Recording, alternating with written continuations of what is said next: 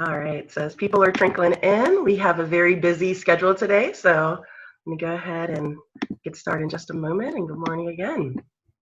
Okay, everyone, so welcome to the Active Solutions, Steps to Promoting Systemic Change in the Workplace Conference. This is the first conference from URep abroad, so I appreciate you all taking the time to join us today. But before we dive in, I like to first wish those who are celebrating a wonderful Juneteenth or Freedom Day. Yes, so exciting. Yes, so for those who do not know, Juneteenth, as I mentioned, also known as Freedom Day, is the oldest holiday that commemorates June 19th, 1865, as being the ending of slavery in the United States. And so this date is particularly important because although the Emancipation Proclamation was signed in January 1863, it wasn't until 2 years later that news actually arrived in Texas. So many people acknowledge June 19th, 1965 as the official day slavery ended in the United States. So, welcome. Happy Juneteenth for those who are celebrating. I just wanted to take a moment to just acknowledge this day. So again, thank you. So who am I? I am Dr. Shawntia, and I am the CEO and founder of URep Abroad. And URep means you represent the underrepresented, and it is a community to empower, inspire, and support underrepresented leaders in increasing their global awareness, traveling abroad, and just working in international higher education. And just so you all know, whenever I say underrepresented, I am referring to those of low income, first generation, LGBTQIA, and those in an ethnic minority group.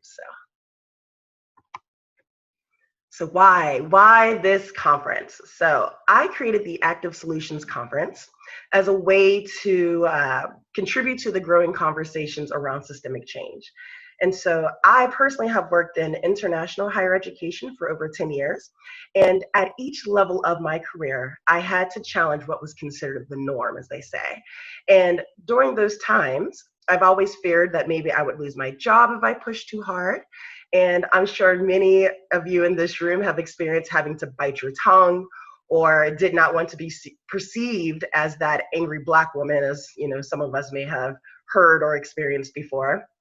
So in reflecting in my own experiences and the tribulations I had to go through to enact change, I always wish I had resources to better navigate my experiences or navigate enacting change and just have a better understanding of what my rights were as an employee, hence the theme of this conference. So just to give you some of the learning outcomes. So during this conference, you will learn to understand micro inequities, microaggressions, and micro affirmations. We'll develop strategies. This will happen during breakout sessions to enact change while understanding the power of your identity. And then also we will have a moment to understand your employment protections and rights under Title VII. So one thing that I would like to stress is that many of our conversations are US focused. So if we have any international participants in the room, please keep this in mind as you listen to our stories, and I really hope you'll have an opportunity to share your international perspectives and questions throughout this conference. So we have a wonderful lineup today. So just to introduce some of our amazing speakers that are on camera. So first we have Marcelius L. Braxton, who is the Assistant Dean of Students at Capital University Law School, and he will be leading our 3M session. Then we have Jazzmine Brooks, who is a higher education professional, and she's also a coordinator at Iowa State. And so Jazzmine will be leading, in addition to the next three speakers, our breakout sessions. And then we have Jordan Brooks, who is the Director of Equity, Inclusion, and Multicultural Student Success at Iowa State University College of Design. Then we have Angela Miller-Mcgraw, who's a consultant of higher education and leadership development. Then Daryl Jones II, who's a scholar and higher education professional. And again, those four will be leading our breakout sessions. And then we have Mr. Bryant Andrews, who's an associate attorney at Cozen O'Connor, and he will be leading our Title VII session. So now you know a bit about us, so let's have a little fun and know a little bit about our participants. So if you see on this wonderful screen, I have 4 questions for you all. One being, have you ever felt uncomfortable by comments made in the workplace? Have you ever ignored inappropriate comments to avoid confrontation? Have you ever feared retaliation, such as job loss, as a result of speaking out? And I'm just curious if you identify as a Black, Indigenous person of color or an ally. So in just a second, a poll will be popping up on your screen. So you just give me 1 second here. I have a little bit of a slow computer. So I'm going to launch this poll, and panelists, you can also participate. So that should pop up on all of your screens. So if you just take a moment, you can all answer these questions. It's anonymous, so I do not know who you are. So please do not be shy. But go ahead and vote. In just a moment, I will share the results. And so this is a great way to just to get a feel, for who's in the room with us. So just take a moment. And just so you know, currently we have 42 attendees. So welcome, everyone. Welcome. Yeah. I'll let that go for a little bit more. So again, these questions are anonymous, so please do not be shy in answering them. I do not know who you are. Excellent, excellent. All right, so I hope you all had a chance to vote. I'm going to show you the results in just a moment. All right, let's share these results. All right, so the first question here, hopefully you can all see this, is have you ever felt uncomfortable by comments made in the workplace? Yes, 97% has said yes, and that is significant. Again, have you ever ignored inappropriate comments to avoid confrontations? I know that I have, 83%. Have you ever feared retaliation, such as job loss? Ooh, very close, 57% have said yes, 43% have said no. And then again, just to get a feel for 37% identify as Black, Indigenous people of color, 63% identify as allies. So thank you everyone who voted. I hope this gives you all a sense or a better sense of the audience in the room and the dedication and interest each person has to better educating themselves or educate themselves and others in hopes we can truly promote change in the workplace. So thank you. So I'm gonna go ahead and stop sharing these results. Excellent. All right, so let's go ahead and go to our next slide. So just to give you a little overview, each session today will be 30 minutes with a 15-minute Q&A. So of course, we're starting with the overview, which is me. Then we will have the 3M session led by Marcelius. And then for the strategies to enact change session, we will be breaking out into 2 groups. And so those who identified as an ally will continue to be in this room. And then those who've indicated they are a Black, Indigenous person of color, you should have received an email from me yesterday, or even this morning for those who registered, with a link that will take you to a separate breakout session. So if you have not received that message for the Black, Indigenous people of color breakout group, please raise your hand. You should all have the ability to raise your hand. So if you do that, yep, I see some people popping up now. If you do that, I will send you a link in your chat before that session. So go ahead and raise your hand. Keep it up. Whenever I send you the link, I'll go ahead and put your hand down so you don't have to worry about it. So thank you. I see a couple people in there. So I'll make sure you have that link. So then at 9:50, and this is Pacific Standard Time, we will have a 10-minute break. So then to give you a chance to go ahead and grab some coffee. And then we will return back into this webinar room. So if you left to go to a breakout, please come back to the main webinar room. And we will then continue our conference with Bryant and then followed by a conclusion. Excellent. So just so you know, you all have an opportunity to engage with us throughout the presentation. So throughout the entire event, you can go ahead and type questions to us in the Q&A session or section. Questions will be answered by the speakers in one of 2 ways, either live, which means we will verbally answer the question, or we will type our responses to you. So participants will only see the questions that are or will be answered, okay? So that's just to add a little bit of extra protection for everyone. I'm sure you all heard the Zoom stories of people that came and crashed Zoom events. However, during that 15-minute Q&A session, participants will have the opportunity to ask verbal questions. So whenever we get to that, I'll explain that in a little bit more details, but I will give you all access to use your microphone so that way you can ask our questions and have a bit more engagement.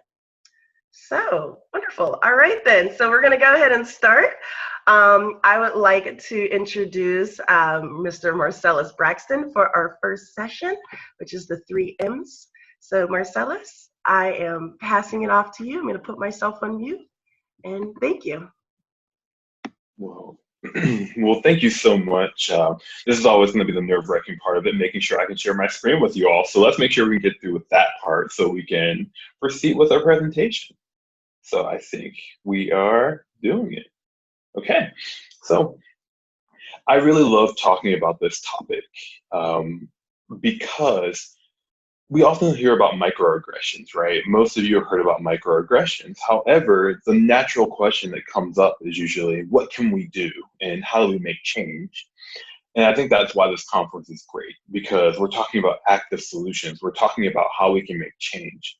And so I think one of the solutions to micro inequities and microaggressions is microaffirmations. And I feel like too often we hear more about the microaggressions without really talking about the microaffirmations. So for the next, we'll say about 20 to 30 minutes, I think I'm going to talk to you just about that. And so I always like to talk about the objective. I always like to talk about what we're doing and what we're trying to do. And what we're going to try to do is make sure that we identify what they all are.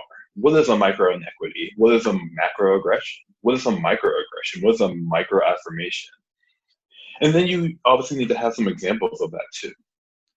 And you need to interact with folks. So we really need to talk about what is some good advice for using those microaffirmations to interact with folks.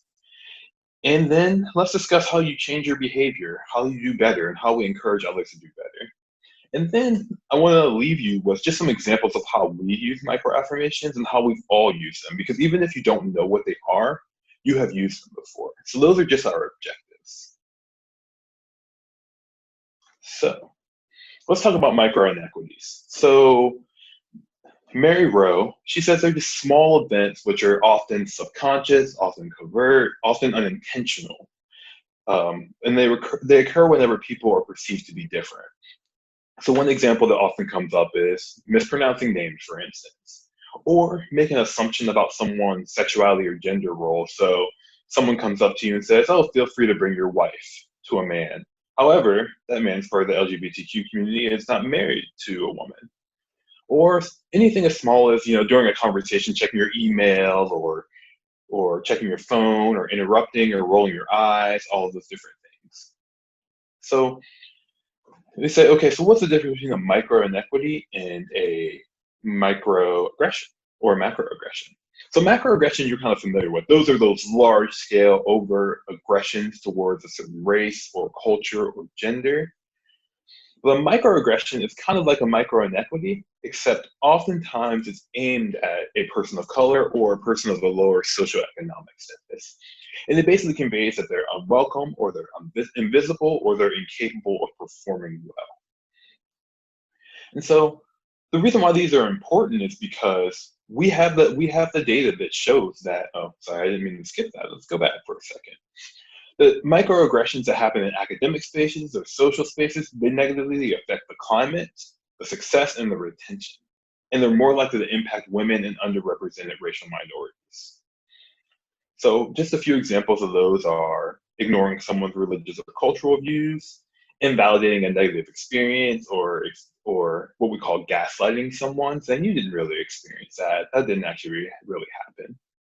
Or implying that someone's not worthy of success or did not earn success because of what group they're a part of. Or it's like, oh, you're not worthy of that because you're a woman or you're underrepresented racial and ethnic minority. So many of us at some place and some time have probably heard those terms. But now I want to talk about microaffirmations because I think these are really, really important and they can be really, really impactful.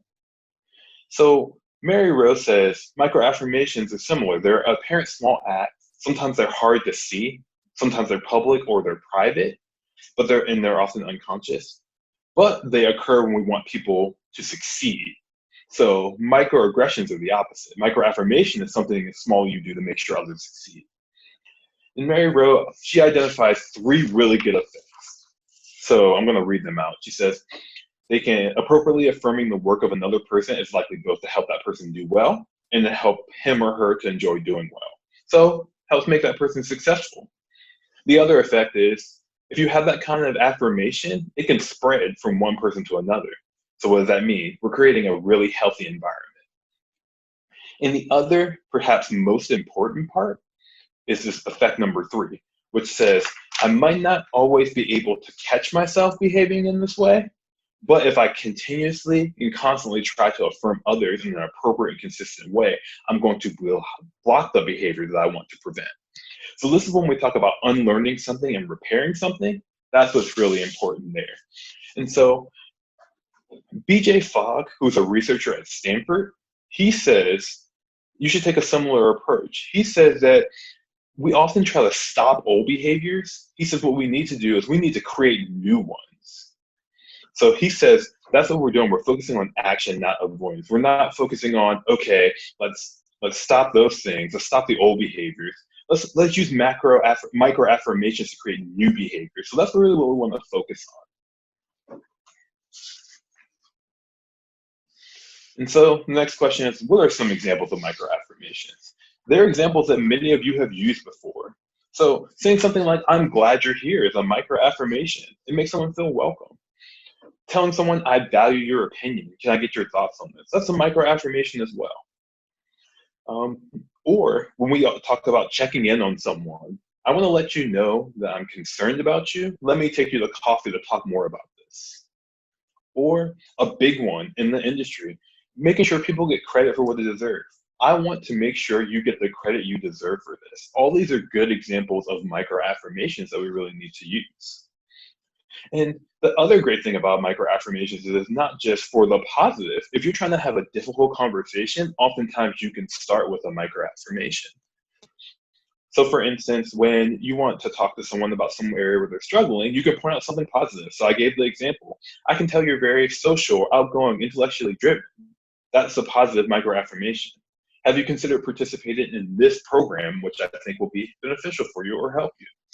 So hopefully you all can see that if you start with a micro affirmation, it makes having a difficult conversation a little bit easier.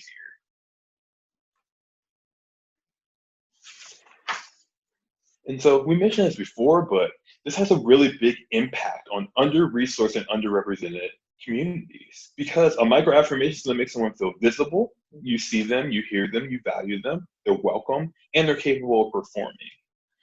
And so we have statistics that show over and over and over, people from under-resourced and underrepresented communities want these high-quality interactions. They want their experiences to be validated and valued, and it actually helps them be more successful. So I actually have some advice. Some people say, okay, so what is some advice that you should take from this? And I put some on this page and some on the next page. The first thing you need to do is make sure you're actively listening to someone. You need to make sure you're hearing them, making sure you're validating those feelings. And the next thing is validate every experience. When someone comes and says, hey, I'm feeling this way, the first thing we need to do is make sure that we're validating that experience and saying, I hear you, I see you. And then you affirm right after that. And then what we can do is we can help people process those experiences too. So they say, I'm feeling this way, this happened to me. You get to help them process it, and you can do that by micro affirmations. You are rightfully concerned about this. You're rightfully frustrated by this. Let's help process this. And obviously arguably most important is you want to reinforce and reward and suggest healthy perspectives and behaviors that lead to positive outcomes. The number one thing we often see in the workplace is sometimes we have good behavior that's rewarded and bad behavior that is ignored or rewarded. And that's one of the worst things you can do. And we're going to talk about that in just a second. And just some advice from Mary Rowe. She says, make sure you're paying attention to really small things because people notice that. The other thing is what we call appreciative inquiry, which is when you're having a conversation with someone, making sure you're building on their strengths and successes rather than first identifying their faults and weaknesses. So when we're trying to have a tough conversation, oftentimes we'll jump in and say, let me tell you everything you did wrong. But often the focus should be is, let me tell you what you're doing right. Let me tell you what your strengths are. And then let's talk about what you can improve to make sure we turn those, what we see as a fault or weakness, into a strength. And Mary Rowe also says that we can be impartial about the facts, but we have to affirm feelings. Those are two different things. A fact is something that is just true or not true, but feelings are something that we can always affirm. And like I said, just reinforce and reward that really good behavior. So I want to talk about changing behavior according to Mary Rowe. So it often comes up, we say, okay, well, we have these microaggressions that exist. How do we change behavior? How can we make sure we teach people the right way of going? So I have some suggestions, and we're going to actually go in order about what's good and what's bad. So I want to give you some examples. These are 7 different options, and the best option is option 1, but we're going to start at option 7 because this is the worst thing you can do, particularly in the workplace. So option 7 is alternatively reward and punish bad behavior. So this is the least effective option, and you can probably guess the reason why. Because sometimes people can have bad behavior, and you're saying, oh, there's nothing wrong with it. And other times you're saying, oh, that's something really wrong with it. So people don't know where they stand, and it often encourages them to do bad things. So option 6 is rewarding bad behavior. We can envision why that's bad. Someone does something bad and we reward them, or we don't punish it. And option 5 is just ignoring bad behavior and good behavior at the same time. This probably happens a lot in the workplace. So something bad happens and we keep it internal. We don't say anything about it. We don't do anything about it. So people can continue acting in the same way, and that becomes problematic. Option 4, we're getting a little bit better, where we start naming it, where we say, this is what you should be doing, and this is what bad behavior is. But notice the reason why it's option 4 is because naming it is not enough. We can name microaggressions, we can name microaffirmations, we can say, okay, the first one's bad, this one's good, but that's just naming it. We're not doing anything about it. The next step, we're getting closer and closer to what you should be doing, which is punishing the bad behavior with tangible and intangible sanctions. So that's pretty good, but also you can't just punish these microaggressions. What you need to do is say, here's what you've done wrong, and say, here's the punishment or the responsibility, but also here's what you need to do right, which is where option 2 comes in, which is that reinforcing that good behavior and commending those actions that are helpful. So that's option 2, so you're almost there. But option 1, and I'm going to read it verbatim just so we know, this is the best thing you can do. And Mary Rowe says it's reinforcing and rewarding good behavior that as it takes place is inconsistent with and blocks the bad behavior that you hope will disappear. It is likely to be important to consider intangible rewards as well as tangible rewards for doing the right things. So that's how we go about changing behavior. And as was mentioned earlier, if you have any questions or thoughts, feel free to put them in the Q&A and I can stop and answer them as we go on. But if not, I'm going to just keep moving a little bit because I want to leave time for Q&A for all of us. So with the last few minutes that we have, I wanted to just talk about these effects of microaffirmations because I think they're really, really important. So I just wanted to review them really quick. Mary Rowe says, if we use microaffirmations, here are the things that they do. And so they appropriately affirm. So we talked about that leads to success, that the affirmation can spread from one to another, the healthy environment. And also, you can't catch yourself all the time, but by affirming others, you're blocking that behavior, the unlearning and repair. So let's unpack them just a little bit. So effect number 1. So affirming the person is going to help them do better. So I wanted to bring in grit and resilience here because I think they're pretty important. And we talk about them a lot in the academic sphere, but they also apply to the employment sphere. So grit. Angela Duckworth, she's a psychologist who studies grit and self-control. And she says, grit involves working strenuously towards challenges, maintaining effort and interest over years despite failure, adversity, and plateaus in progress. The gritty individual approaches achievement as a marathon. His or her advantage is stamina. While disappointment or boredom may lead most people to change trajectory, the gritty individual stays the course. So by affirming folks, this is what you're doing. You're helping to build grit. And then you have resilience. So Richard Sager says, Resilience is a set of attributes that provides people with the strength and fortitude to confront the overwhelming obstacles that they are bound to face in life. Affirming the work of others helps do that, helps build grit and resilience. And so I wanted to stop for a second and just talk about what some key experiences are needed for resilience. So what you need for resilience is you need to provide them with authentic evidence of success. So you have to point that out. You have to point out tangible things because that speaks to a level of competence. So you have to establish that the person is competent. The next thing you have to do for resilience is you have to show people that they are valued members of a community. That relates to belonging. And then you have to reinforce feelings that they have made a real contribution to the community. That's usefulness. And then you have to make them feel empowered, and that's potency. So in order to have a resilient person, you have to establish competence, belonging, usefulness, and potency. So, and I also want to point out a caveat, and I always talk about this. Grit is important. It can be a component of success. And microaffirmations can help with grit. However, we are not absolved of societal issues. So things like poverty, class, oppression, and more. So Linda Nathan says, individual effort is vital, but circumstances do impact his or her future. And we can't ignore these additional important factors. So we can talk about having the gritty, the resilient person, but we also have to make sure that we have to think about the system as well. And we have to think about how we can dismantle a system as it relates to poverty, class, and oppression. And so you can use these really easily just by saying something like a microaffirmation of, I understand that you are frustrated about this circumstance, and then you name that situation or challenge. But also you can say, I can see the progress you've made, because remember, we have to talk about competence as well. And I think it's important to always, as a microaffirmation, we need to reflect upon what people have accomplished. So if someone makes progress with something, make sure you tell them, I feel good about this, and I can tell you feel good about it, and you should feel good about it. And telling them to take some time to feel proud of those accomplishments and remind themselves of that when they see those obstacles. So that way they know they belong.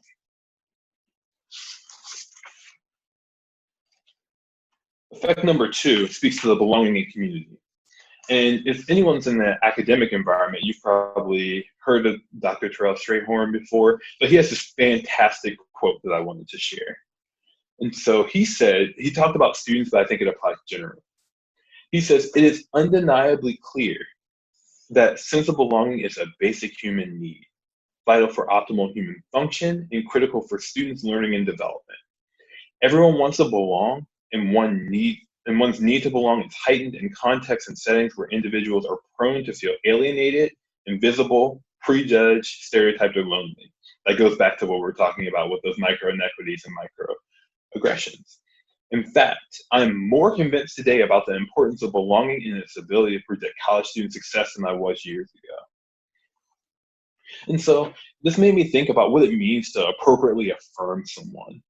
And so I think when we're thinking about affirming people, we have to make sure that we're knowledgeable about all the settings and contexts that people encounter while acknowledging the roles of those settings. So that speaks to cultural competency. Knowing who's in our industry, knowing our colleagues, knowing what they go through, knowing the privilege that some of us have that others do not have, and knowing how those contexts intersperse and interplay with the environment they're in. And so I think also when we talk about belonging, we have to be able to let people know that we have the resources available to assist them. You have to let people know they aren't alone, and that there are many people who have needed assistance before, and that we are here to utilize those resources. And also, a microaffirmation is not to say we're going to do the work for you. What it's meant to do is tell people we're empowering you. We're helping you use the tools that you already have to work through those issues. And we want these microaffirmations to spread, because oftentimes people are hard on themselves. And so when someone's hard on themselves, oftentimes one of the things I ask them is, walk me through what you would tell somebody else who is facing the same issue. Because people are often kinder to others than they are to themselves. So this type of role play can be encouraging, and it helps build that sense of belonging and community because we become gentle with each other, and it spreads.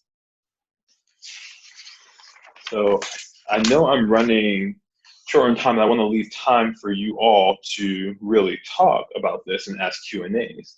So I wanted to talk about this last effect of microaffirmations, which is I may not always be able to catch myself behaving in a certain way. However, affirming others in an appropriate way can block that behavior. So one thing I want you to know is Mary Rose says pay attention to the small things. And so I think you have to think about to whom you're speaking to. We don't speak to the same people in the same way. We also have to think about when we say things. What time are we saying things? Is someone at a heightened experience when we say things? We also have to think about why we say things. Is this important to be saying? Is this important to be saying now? Is this going to move us in the right direction? And also we have to think about how we say things. We have to practice when we're talking to people. Are we saying this in a way that is going to convey what we want? Is someone going to view this in a negative way? Is someone going to be feeling emotional based on the things that we say? Also think about where we say things. Do we want to call people out? Do we want to call people in? Do we want to do this in a private setting? Do we want to do this in a public setting? You have to think about all those things, and also think about where you say things has a big effect. And last but not least, we have to think about language. What kind of language are we using? Are we making sure we're using the most up-to-date language? Are we making sure we're using language that's going to be affirming? Or are we using language that people are going to be bothered by? So I have a sign in my office. So every time I meet with someone, I read this sign. So it has 3 things in it. And so I always remind myself. The number 1 is people are going to approach me in a variety of emotional states. And that's going to inform what they say and how they say it. So I think it's important that we have to note that depending on how someone's feeling, they might say things that they don't mean. They might say things they're not trying to convey. They might convey themselves in a way that is not exactly what they would do if they were in a calmer state. The next thing I have is before speaking, I need to actively listen. Oftentimes, I think when we have meetings, we often are in such a rush to speak that we don't take the time to listen and validate and affirm. The final and important thing is every person's situation is unique. I remind myself of that. So I can't make those comparisons. So I have to validate their feelings and their concerns and make sure that they are heard because they're experiencing something really unique. And so that's kind of a walkthrough of micro-inequities, microaggressions, and microaffirmations. And I can see that people are starting to ask questions. So I'm actually going to cut this short so that way we can start to answer some of those questions. Okay, so I'm going to stop sharing, I believe, if I can get that done. And then we can start answering some questions. How about that? So I'm going to answer this first question live. It says, do you have any advice for how to talk with a colleague who tends to constantly tell everyone around him they're doing a great job?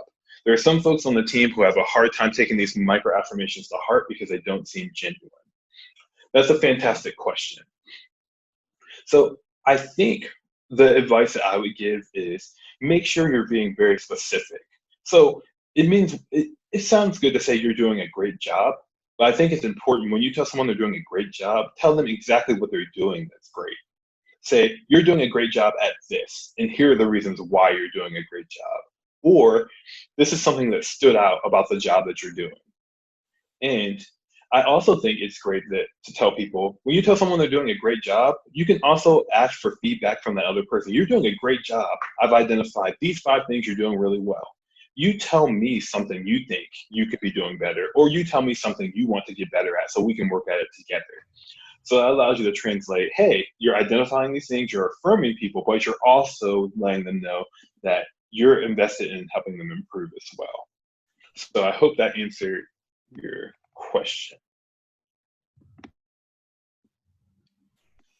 And one thing I just like to add for everyone, if you have a question you would like to ask verbally, if you just raise your hand, I can give your microphone access to be able to ask this. So just go ahead and raise your hand if you have a verbal question, so we can have a little bit more engagement, and I'll go ahead and give you access. And again, you feel free to go ahead and continue to type your questions as well.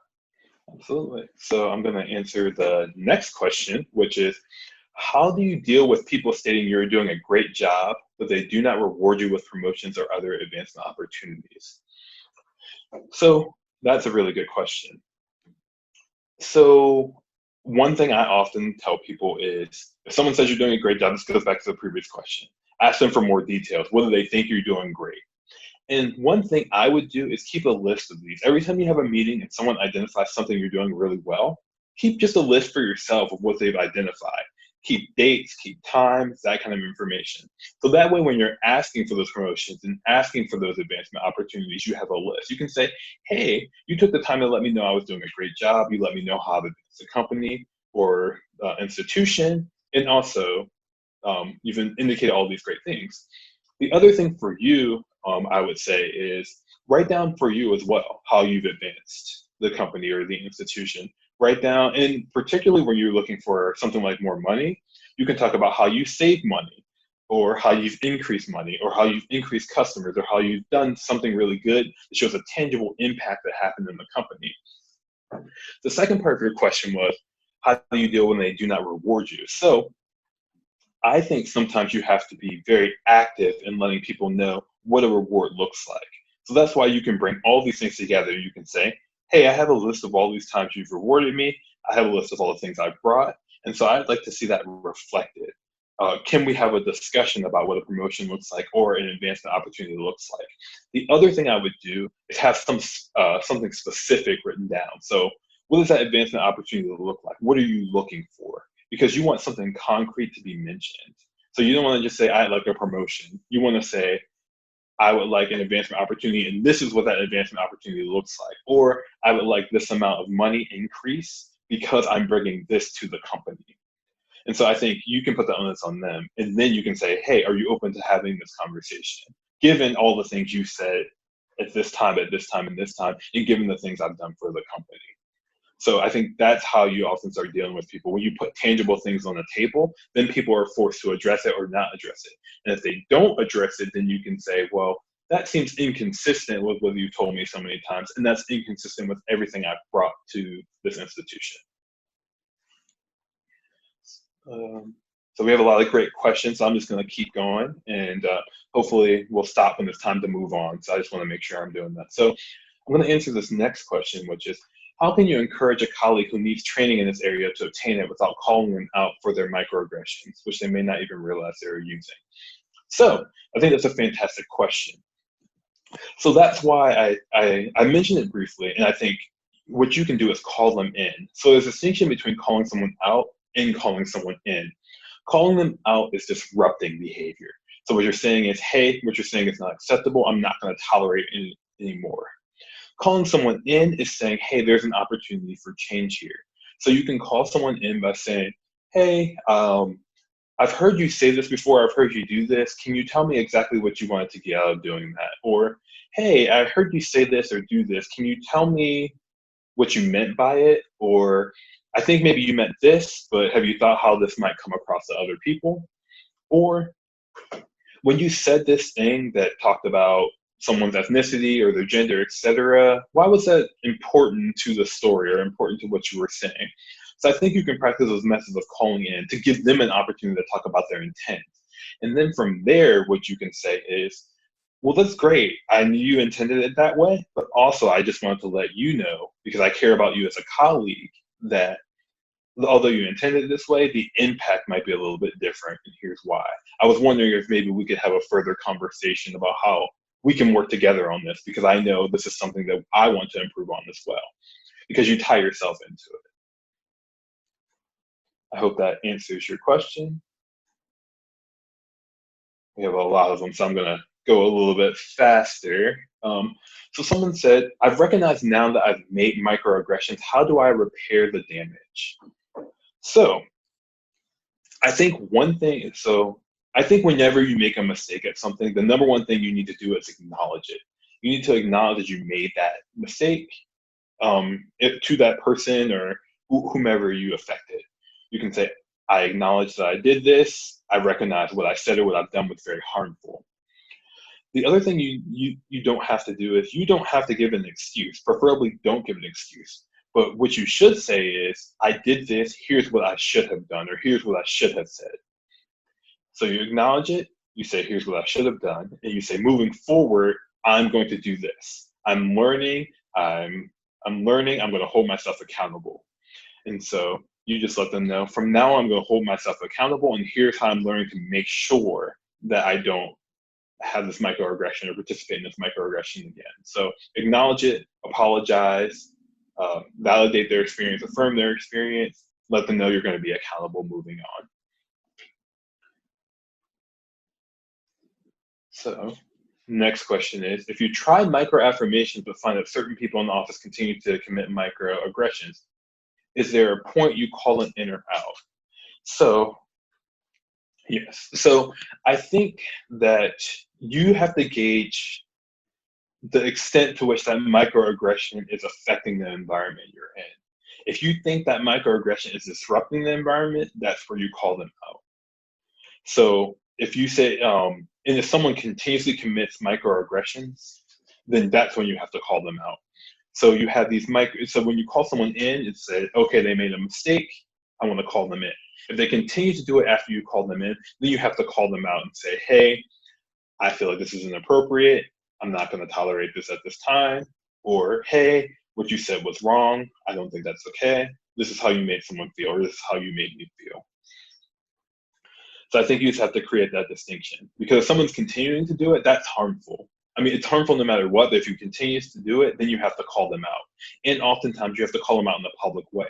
You can call someone in a public way, but oftentimes calling in can work in a private manner. But if someone continues to do that, then you're going to have to call them out in a public manner so everyone else knows that you're not going to accept that. And so that way it doesn't spread, because just like microaffirmations can spread, microaggressions can spread. And for you, even if you can't stop someone from committing microaggressions, what you can do is stop the spread of microaggression. Let's see. Do we have time for more questions? Yes, you're great on time. Okay, about great. maybe 15, 20 more minutes. You're great. Oh, great. Okay. Well, then we have a lot, so I can do this. So can you speak a bit more on micro inequities? How can I be an upstander when I see this happening to others or myself? So yeah, micro inequities are very similar to microaggressions, except they're not necessarily associated with gender or ethnicity or race in particular. I think, and you said, how can I be an upstander when I see this happening? I think just by making sure that people are aware of it. So oftentimes when we talk about what being an ally or upstander is, being an ally is not going to the person necessarily who's harmed, it's going to the person who is doing the harming. So I think by being an upstander, when you see this happening, I think you just have to be able to acknowledge it and calling it out. You also have to gauge exactly the extent to which it's harming people too. But I think just by asking questions and asking what they meant and just challenging them whenever it comes up, just continuously challenging people and acknowledging it. Because the best way to be an ally and upstander is not making the people who are harmed do the work. Because that often happens. One of the things I often see happens is something occurs in the room, and then you leave the room and someone says, man, and you say, oh, that was really messed up what they said to the person who's harmed. But really, your conversation should be with the person who is doing the harming. So I think that's the best way you could be an upstander in that way. My workplace is very white, specifically. My workplace is very white. Specifically, my department is completely devoid of Black Indigenous people of color. However, we do have Black Indigenous people of color working throughout the university. Any recommendations for me to be an active ally to colleagues who I don't work with directly? Yeah, so I think to be an active ally, and people have asked a lot about allies, I think we have to think about what kind of ally we're going to be. So I think we can be what we call a self-interested ally, which is I care about a person, I'm going to be an ally to them. So that can be problematic as well because for a lot of reasons. And then what we have is an altruistic ally, which means you recognize there's systemic issues, but oftentimes that's driven by a level of guilt. What I encourage everyone here to be is what we call a social justice ally. And what that means is you advocate for issues. The best way to be an ally to your colleagues is talk about dismantling the issues that exist. So for instance, in your university, if there are issues that exist, to be a really good ally, you work with people to address those issues, to say, hey, we don't have people in this department. What can we do to make sure we have better representation? Hey, this is an issue that is persistent throughout the institution. How can I work with people to do that? And so I think that's the best way about going out to be an ally, and just saying, like, I'm working with you with these issues, making sure that people know you are a colleague with them in this area, not down to them. So I think really just working to be that social justice ally and working with your colleagues. And I also think reaching out and affirming them in ways that if something does occur, to be a good ally, you don't have to do that much. What you do have to do is acknowledge that something happened, acknowledge that something is emotional, and say, I'm here to support you. Let me know how I can support you. Or, hey, what can I take off of your plate? Or even something like, hey, I know you're facing a lot right now. Let me buy you coffee and let's discuss it. Or if you don't want to discuss it, let's discuss it at a different time. But I just want to let you know I care about you and I'm here for you and I want to help. So next question is, how could or would I adapt these suggestions when talking to a supervisor or a boss, reinforcing positive behavior when calling in negative behavior? So when I think when you're talking to a boss, supervisor, or boss, you have to be cognizant, obviously, of the power dynamic and the hierarchy that exists. And that's why I say the calling in is really important. So I think you can just kind of be straightforward. So you can say, hey, so I noticed something when we were in our meeting. Would you be open to me providing you with just a little bit of feedback that I think will be helpful for the company overall? And so I think when you're talking to a supervisor or a boss, you can bring yourself into it. You can say, hey, this is something that I'm learning, and I think this would be helpful for all of us to learn. So that way they don't feel like you're talking directly to them. You can say, hey, this is something that's really important. I know about micro-affirmations. I think that some people have been exhibiting micro-inequities or microaggressions, and I don't think they've been doing it intentionally, but I think that is the effect. And so I think that's how you can start to adapt those situations, by bringing yourself into it and asking them directly if they want feedback for it. Because if you ask if they want feedback on it and they say no, then you might know you need to back away and think of another way of going about it. However, if your supervisor says, yeah, I'd like to hear feedback, then that gives you the opportunity to say, hey, let's reinforce this positive behavior. Hey, this is something I think we can all do. Hey, I think this is going to make us all better. So I like to practice that.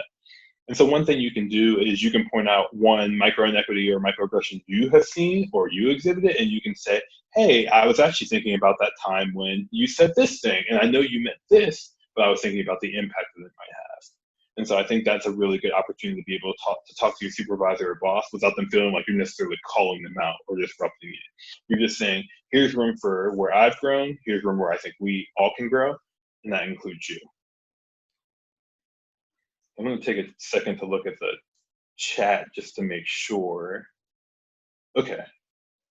Yep. Just wanted to make sure. I'm taking a look. Okay.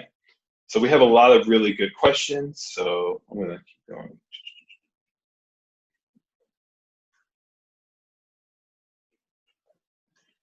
How do we know when it's appropriate to speak up for someone so that we're not speaking over or for that person? That's a fantastic question. So I think that, I assume you mean like something like you're in a meeting. So I think one thing you can do is you can try to read the room. So oftentimes we give a lot away with like some things like our facial expressions, etc.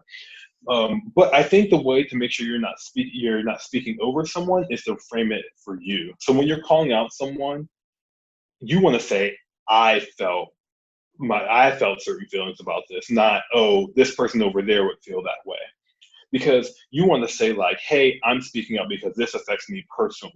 And you might be speaking up for the benefit of that other person. But I think you can definitely try to read the room as well. So you can say like, you can look and see, hey, does someone look frustrated about this? Or hey, has this gone on too long? Because usually you're going to know, because usually if it bothers someone so much, they're either going to start saying something. And if someone who is directly harmed by it starts speaking up, what you can do is make sure they're heard. And you can just say, hey, I want to elevate their voice by letting you know that I felt uncomfortable with what you said as well. So that's how you're being an ally. But if it's going on, then you can step up and be able to say what you need to say. But Yeah, I think it's just something that takes practice. So it's hard to say, hey, I want to make sure I'm not speaking over for that person. But one thing I would do is maybe go talk to that person after, or go talk to someone and say, hey, here's how I went about it. Is this the way you would have wanted to? How can I continue to provide support for you in the future?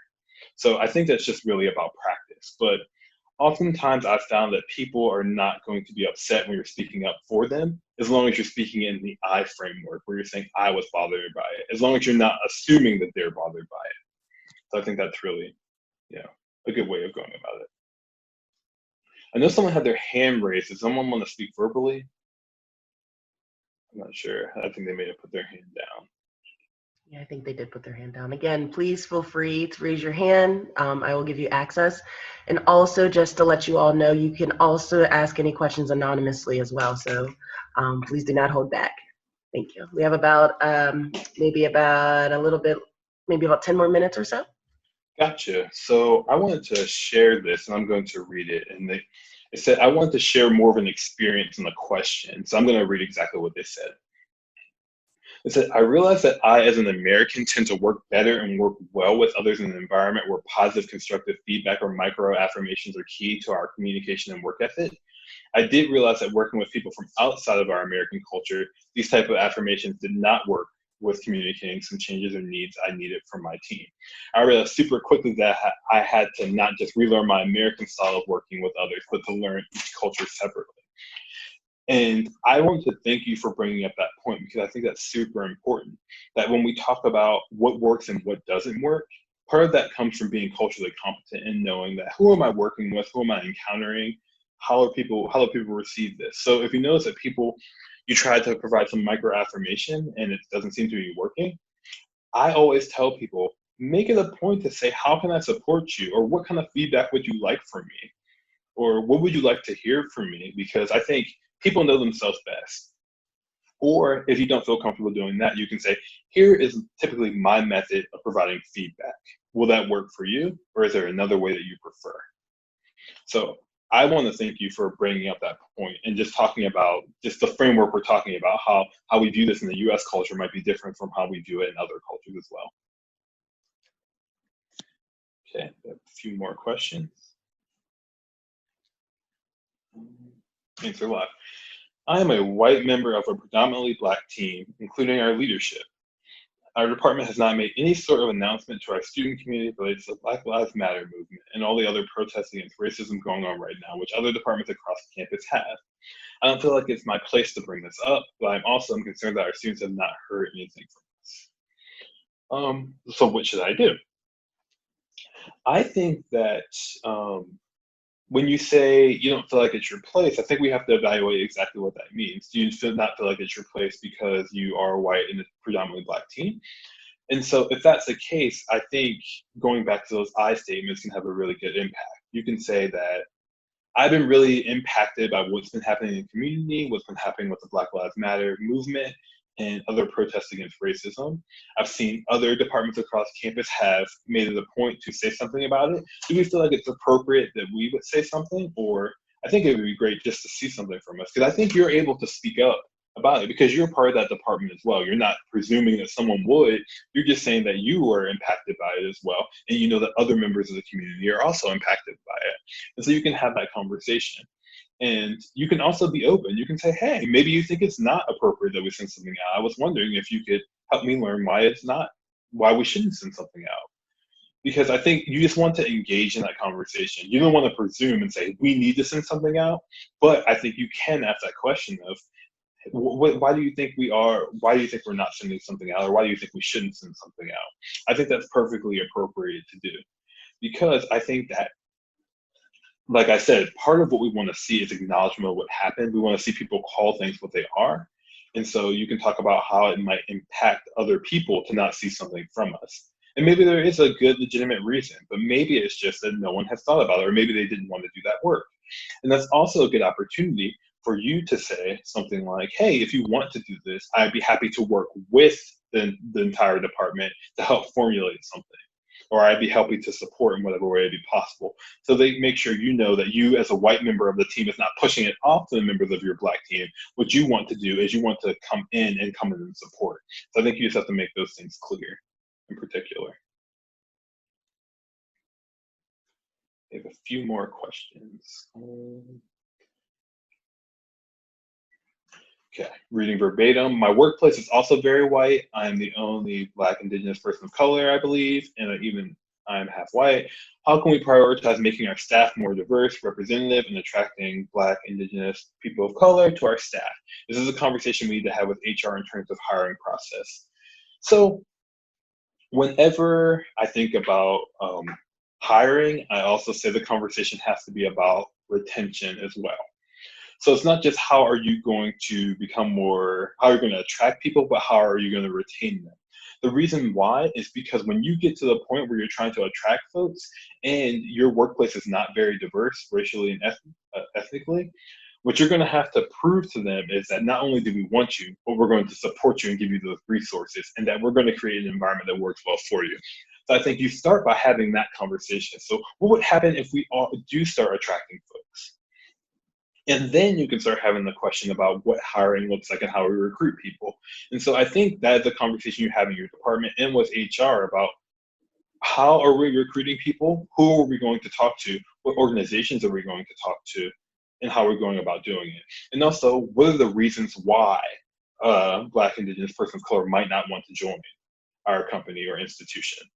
I think that's really important. It's a lot of self-reflection, because oftentimes these things are not happening just by accident. Oftentimes we have to think about the environment that comes to be. We also have to think about the methods as well. So who are we going to talk to? So for instance, if you're going to recruit at a school, what schools are you going to? What areas are you going to? And so just thinking of people who are trying to recruit people right out of college, for instance, are we talking to seniors? Is that where we should start? Or should our recruitment actually start a little bit earlier? Should we not be talking to high school students? Should we not be talking to first-year students, second-year students, third-year students? Because one thing we have to understand is oftentimes this is a relationship building. So you often can't pop in and say, hey, come and work here, because people are going to say, I don't know you, I don't know what you bring. But by telling about the resources and going and building those relationships, you often get to address that. But I definitely think you need to have the discussion with your department and also with HR, because you also have to think about what you can do about it. Because HR is really important when you think about like money, for instance. Like, are we providing a reasonable salary? Are we providing reasonable benefits? Is there anything we can do about that? And how can we go about doing those things? We have about 5 more minutes. Gotcha. Okay. Let's see. Can you speak how to assist in acknowledging biases in the workplace, even though they have been called out, investigated, and continue to happen? Can you elaborate about micro-inequities and microaggressions through nonverbals like emails, Zooms? Especially with virtual learning, the topic has become more visible. Sure. Okay. So the first part is, can you speak how to assist in acknowledging biases, even though they have been called out? I think I would need a little bit more information. Do you mean like getting folks to acknowledge their biases, or you acknowledging them? So I think I'm just going to speak, and if I'm not answering your question correctly, you can definitely jump in and let me know if I'm not. I think when we call out biases, we have to make sure that we're talking about the impact that happened. So oftentimes we say like, hey, you have this bias. But one thing we're not pointing out is you need to acknowledge not only these biases, but the impact on what you're having and how toxic you're making this environment. And so I think also when we talk about acknowledging them, when we talk about calling them out and investigating, we have to talk about what the repercussion, what the accountability is going to be. Because if you're calling them out, investigating it, and they're continuing to happen, then that speaks to what we're doing to hold folks accountable by saying, hey, we need you to acknowledge this is a problem and acknowledge what you're going to do to change them. And also talk about how we're going to hold you accountable if you do not do something about it. So I think that's the way we go about assisting it. Micro-inequities and microaggressions through nonverbals like emails and Zooms, etc. Yeah, so I often am struck by how we have not been taught to email etiquette and Zoom etiquette, etc. And so when we think about emails, I think that, well, it says, can you elaborate them? Do you want me to give examples, or I'm not sure if you want me to give examples or talk about what we should do about it. So I'm going to talk about what we should do about it. I think it's important just to have some brief training, even if that's a memo, just to say, hey, here are some common things we've noticed what people have been doing through emails. Or, hey, we've noticed these are the things that have happened. Or when you're on Zoom, here's some really good things to do. And here's some things we noticed have been problematic and explain why. Because like you said, we are in a virtual learning situation. And it's become more visible too. And also, I think we should talk about impact. We can say, hey, here's an example of an email you can send and how people can misconstrue it.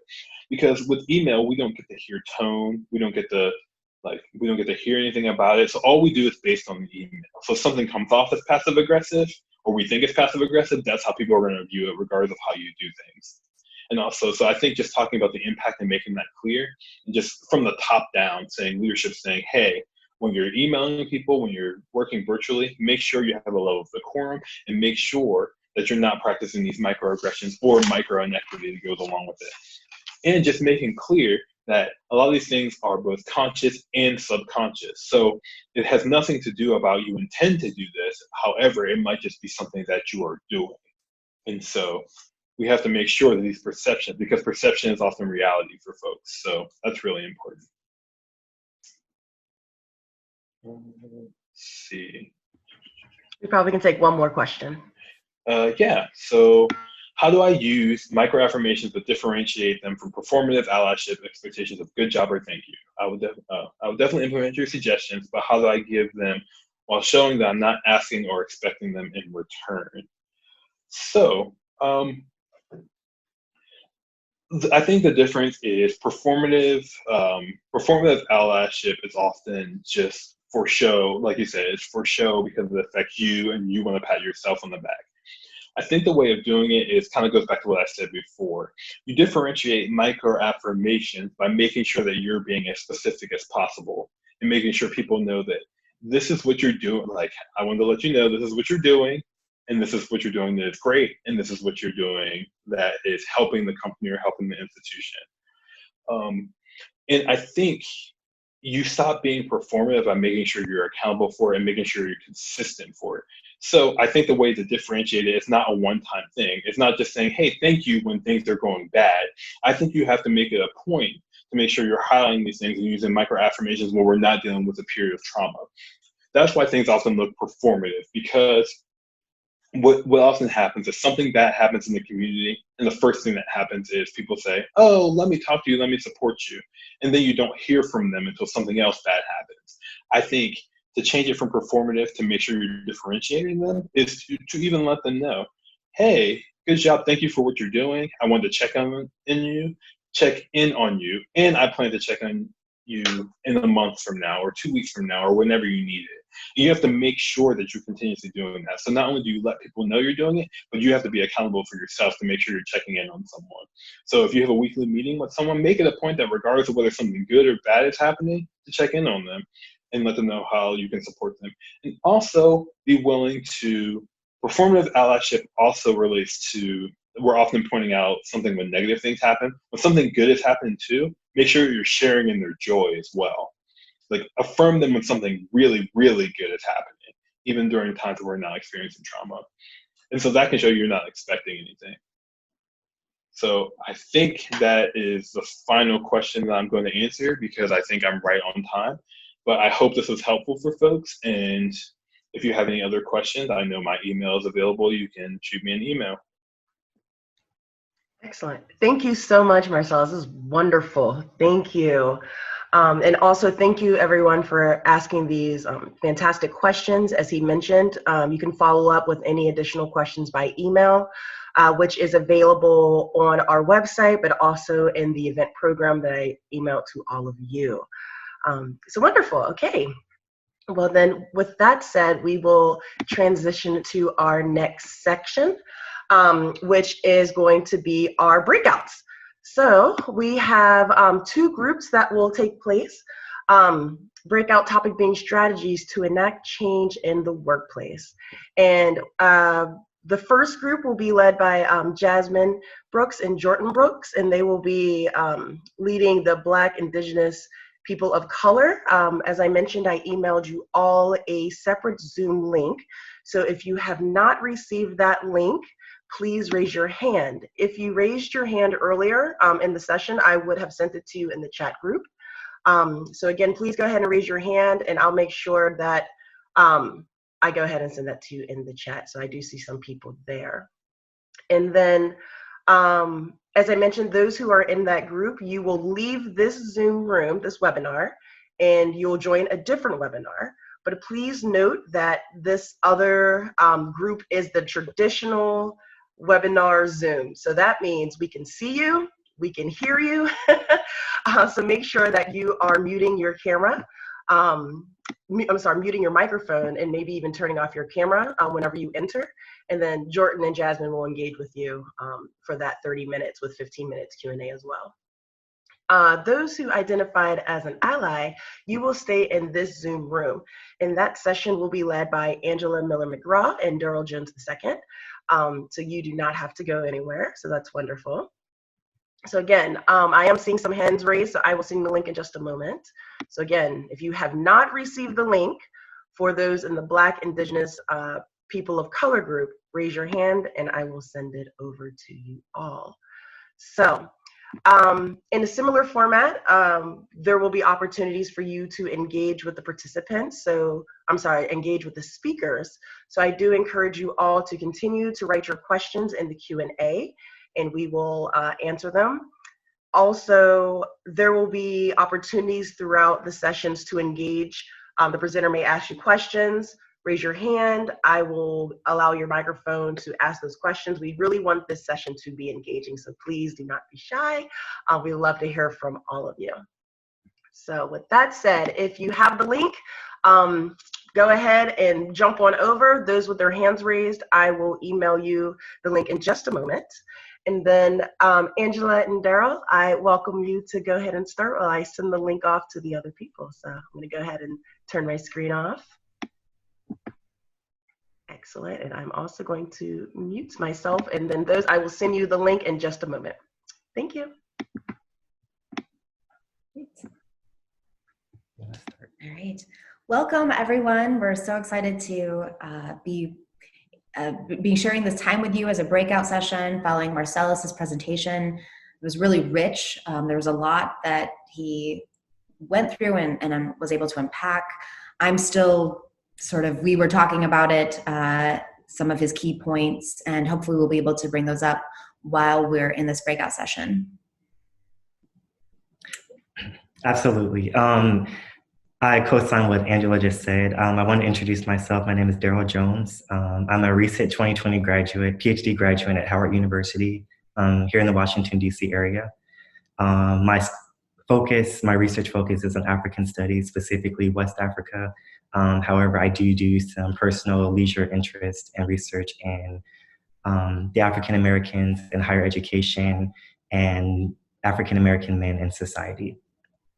My name is Angela Miller-Mcgraw, and I have been working in higher education for a number of years, and in the areas of leadership development and justice education, and more recently have been working in the international peace building field. So I'm presently a consultant in Washington, D.C., and had the opportunity to work with Darryl as a colleague when we were both at Georgetown, and then I also know Shawntia from my time at University of Pittsburgh. So, and that's a really good way to get started. Why don't we share our screen? Yes, we're going to go ahead and share our screen.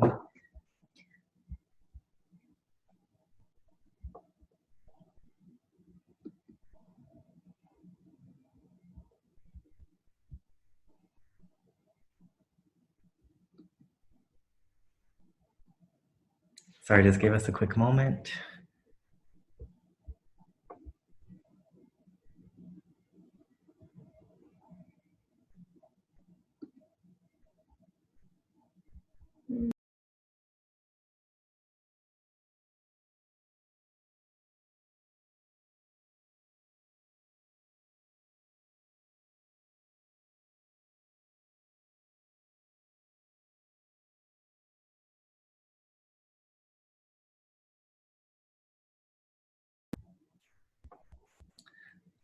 All right. Great. So we'll get back to the the beginning. It's on the last slide. Last slide. Yeah, it's on the last slide. Whoops. As a introduction, I wanted to start by saying that, you know, Shawntia had invited me to be involved in this breakout session, and I do not see myself in any way as an expert. I've been really privileged to work with a very diverse group of staff and students, but I'm certainly not an expert as a professional. I haven't done the sort of research that Darryl has done, and I'm just offering one perspective. And I wanted that to be clear, that I'm here to learn with all of you and Darryl as well.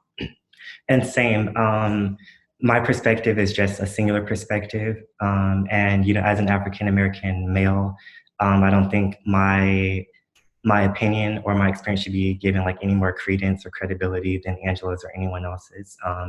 Each of us have our own subjective experiences. As the common trope is, African Americans were not a monolith, so my experience is not necessarily Shawntia's experience or Marcelius' experience, and vice versa. So you cannot elevate one person's experiences over those of another. Like, each of us contribute to the overall social situation of the country.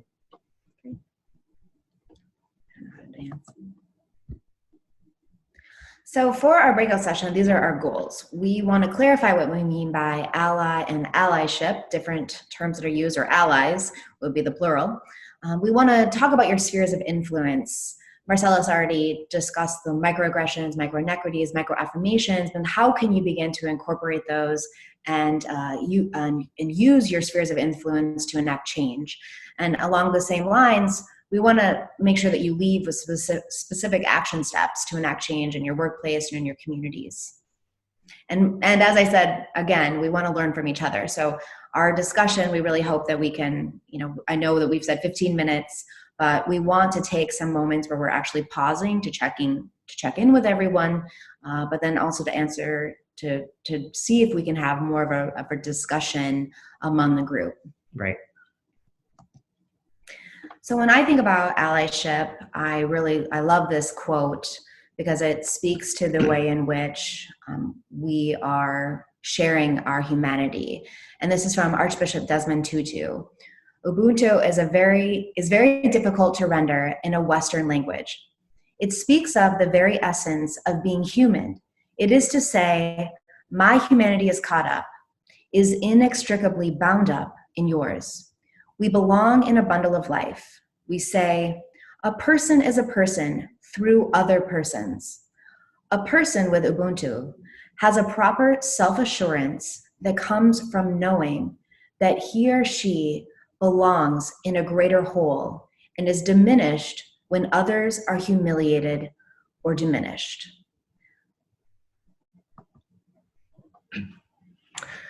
All right, so how do we define allyship or ally? An ally is a member of a dominant group in a society who works to dismantle any form of oppression from which they receive benefit. Allies are people who take personal responsibility to change society. They intentionally challenge prevailing patterns of oppression. They make privileges often invisible visible. They facilitate empowerment of persons targeted by oppression.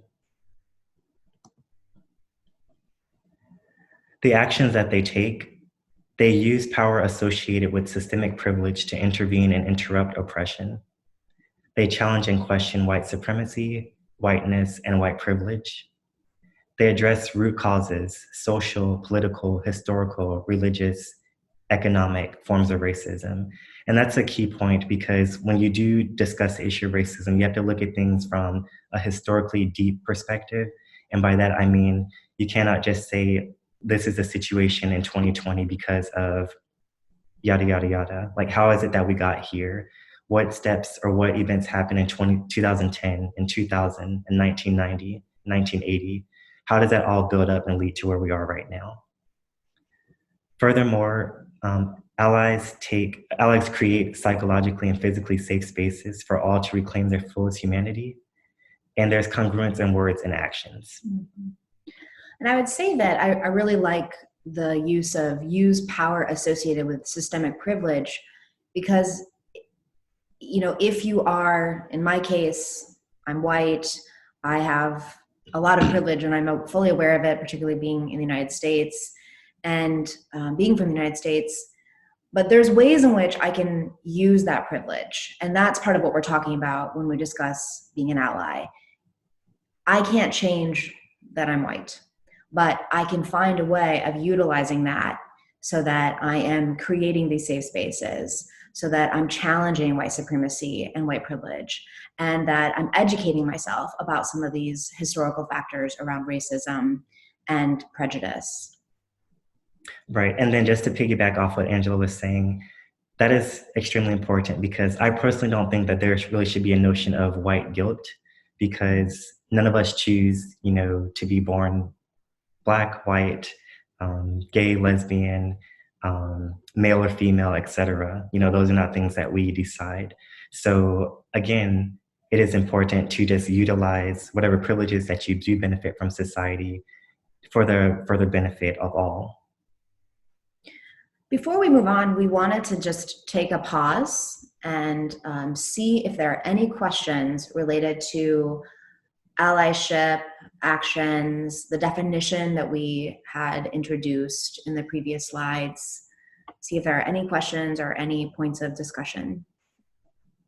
And as a reminder, if you raise your hand, I can give your microphone access to speak, and then also you can write it in the Q&A as well.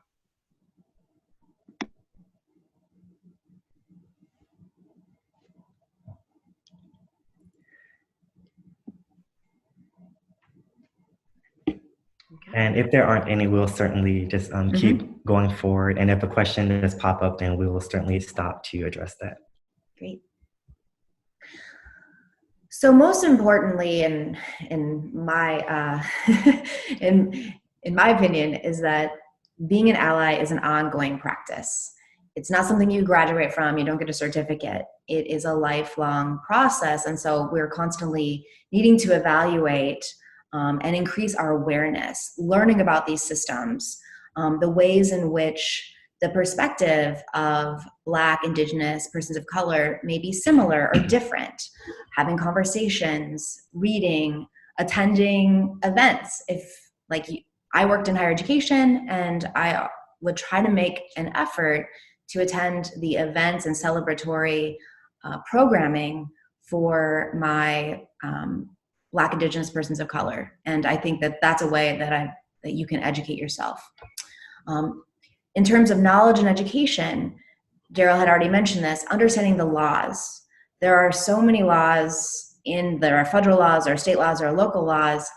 I think it's been very interesting the last few weeks learning about even the laws that are in Georgia, the laws that are in Minnesota, laws here. I live in Washington, D.C. These have an impact that's very different. It ranges for Black, Indigenous, persons of color. And it's so important to understand what your local laws are so that you can advance certain kinds of policies and find very systemic ways in which you can dismantle some of these racist and prejudicial practices. Alongside of the knowledge and education and awareness is just developing your skills, listening.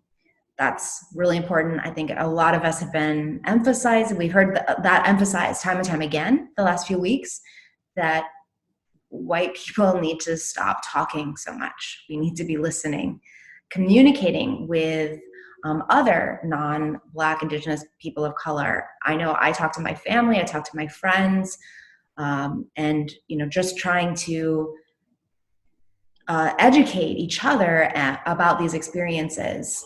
And alongside practicing intervention, saying, well, what do you do in these kinds of situations? How do you handle, if you see something, a police officer, if you see someone being discriminatory while you're, getting a burger?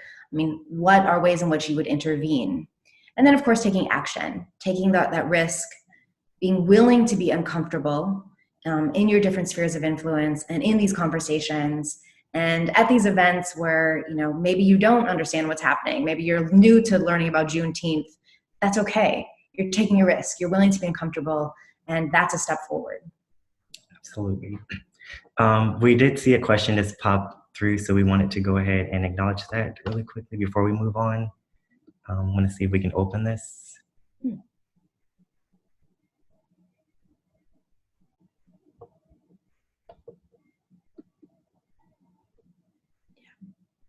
We're struggling to open the Q&A. Yes. That's okay. I can read it. So the question is, and I'm going to go ahead and make it live so everyone can see it. Do you personally use terms like ally, accomplice, co-conspirator, etc.? And what has led you to use one terms over another? What was the second word, Tia? Sorry, can you see it? I hope everyone can see it in the Q&A. Accomplice, co-conspirator, co-conspirator, I cannot speak today, my apologies, and ally. What has led you to use one of these terms over another? I probably use ally just I think that's been my own training and development and in conversations, but I think all of the other words are really useful. I suppose that those other words, that co-conspirator and accomplice, they, for me, when I hear them, I think that it's kind of a resistance movement. And I suppose in some cases it really is. And I think that if I was choosing the word that I was going to use, it probably would be depending on which Black, Indigenous, person of color community that I'm around, and the comfort level there. So I mean, I think that sometimes you can ask that question. There's nothing wrong with saying, I think of myself as a co-conspirator. Like, does that make sense to you? And if somebody says like, well, not really, like, okay. Right. Sounds good. Right. I would say that I personally don't use any terms. I don't think there's anything wrong with using an ally or co-conspirator, anything like that. Just my own personal stance on these, I would consider myself to be a humanist. And so I don't really get into the whole use of ally or enemy, that kind of talk. It's just, are you someone who is supportive of humanity? And by that, I mean like full inclusivity for everyone without footnotes or standards about who can be included or who is incorporated and who is not, or are you not? So that's my stance. But again, there's nothing wrong at all with using ally. I think it's a great term. And I think the present times are once again re-highlighting, you know, who is an ally for humanity. I think we'll go forward. We weren't able to open the chat, so if there are any other questions that come up, just, you know, let us know, Tia. Yes, I will. I'm sorry, I was struggling there for a second. All right, so the spheres of influence. First, there's self. You have to educate yourself, understand your values, feelings, bias, and reflecting on how to change. And that's an ongoing process because, you know, at the end of the day, no matter how open-minded we all think we are, we do have to admit that there will always be some kind of bias in our own feelings. We all carry some degree of prejudices or stereotypes about other people. And they don't necessarily have to be, you know, dismissive or overwhelmingly negative about another person or group of people. But at the end of the day, we do carry them, and we have to always step away or disassociate ourselves from those feelings and sentiments and reflect on what it is that we need to do to change those, because we cannot expect, you know, everyone else to suddenly jump on board and negate their own prejudices and stereotypes while we at the same time are honing onto our own. Another sphere of influence are family and friends, influencing those closest to you. And that's probably, I think, the most important thing, because that's the best way to start. You know, what other group of people can you better impact than those who you love and those people who love you the most? You know, you have the most investment with your family and friends. And so if you can't make a difference in changing their lives and changing the way that they view things, you know, do you think it'll be any easier to do that in the life of some random person that you meet off the street? And something that I hear in like my personal experiences as a millennial is that, you know, I have some white friends who say, oh, my parents and grandparents, they are racist, da da da da da. And my question is, well, what are you doing to change that? Like, what conversations are you having when you go home for Thanksgiving or Christmas? What are you doing at the dinner table? And if you're not doing anything, then I guess you could ask, are you in a position to really criticize, so-and-so that you saw in the viral video, or so-and-so on the street who made a negative comment towards someone else? How is it that we can sweep under the rug or negate, or not negate, but excuse those who are closest to us just because that they are closest to us, but then we want to hold everyone else to account. And I personally don't think that that's really fair. And also the social, school, and work relationships, our friends and acquaintances, our coworkers, neighbors, classmates, faith community, the people that we interact with regularly. Also our community, the people with whom you interact infrequently or in community settings, whether that be like at the doctor's office, public transportation, at the gym. And greater society, our political leaders. When we go to vote, if we attend marches or campaigns, parent-teacher association, nonprofit, community, corporate boards, purchasing power, banking, cultural events, and programming. All of those things are within our spheres of influence, and we each have engagement with all of those, no matter how introverted or how disconnected from society you are. You do have a sphere of influence, and we all have to reassess with how we're utilizing our spheres of influence. One area that I've been in conversation with a number of friends around is going, as Daryl was talking about, the close family friends and those sort of more immediate spheres of influence. If you feel like it's not your responsibility to change people, it's your responsibility to educate, inform, and stand up for what you believe in, and to speak on behalf of Black, Indigenous persons of color. If people don't change their mind, that's not your fault. And it also means that you just might want to work a little harder. I mean, I know that that's an area of struggle in my own life. And I, at times, have taken on way too much responsibility, that it's somehow, if I don't change them, or if a family member isn't marching, then I've failed. But that's giving me way too much power. And we also recognize that people have to make their own choices and have to be accountable to those choices. So I think that's something to keep in mind as an ally, that there's a point where you do have to accept where you begin and someone else, and where you end. And there's only so much you can do, and try to be compassionate to yourself and to others on their own path towards growth. Absolutely. And to just piggyback off of what Angela was saying really quickly, again, it's not anyone's responsibility to convert someone else to your line of thinking. And that's certainly not what Angela and I are trying to do with this session here. But rather it is just to create some awakening in people, and reassessing how they're engaging others and how they are characterizing, categorizing others. Sorry to interrupt. I do have one verbal question. Okay. So, Dawn, I'm going ahead to give you access to speak. Go ahead and ask your question. Hi, hello.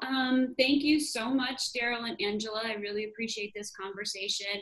And a lot of what you're saying probably resonates with a lot of us that are tuned in today.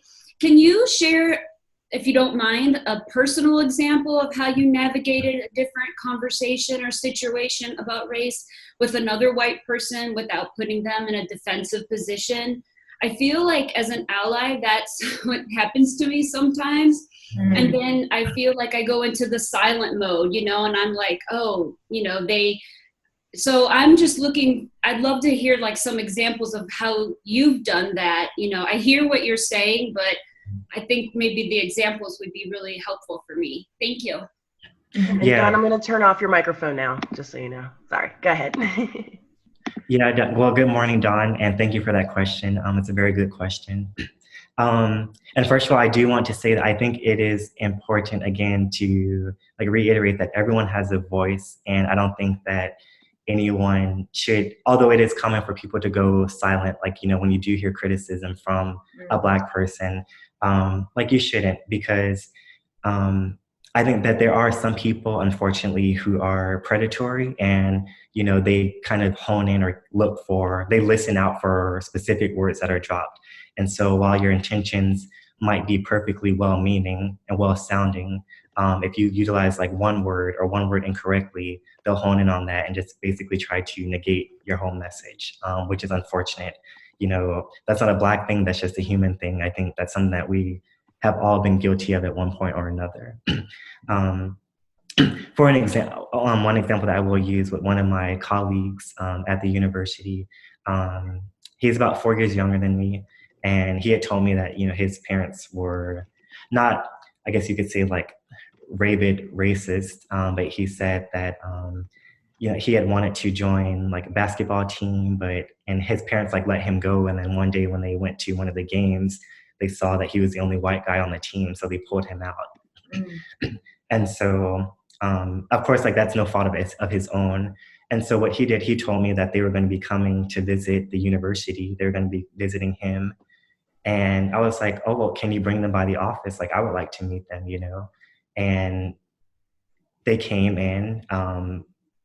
I would guess you could say like an everyday person, like they don't have, you know, anything that screams racist on them, just like a common mother, father.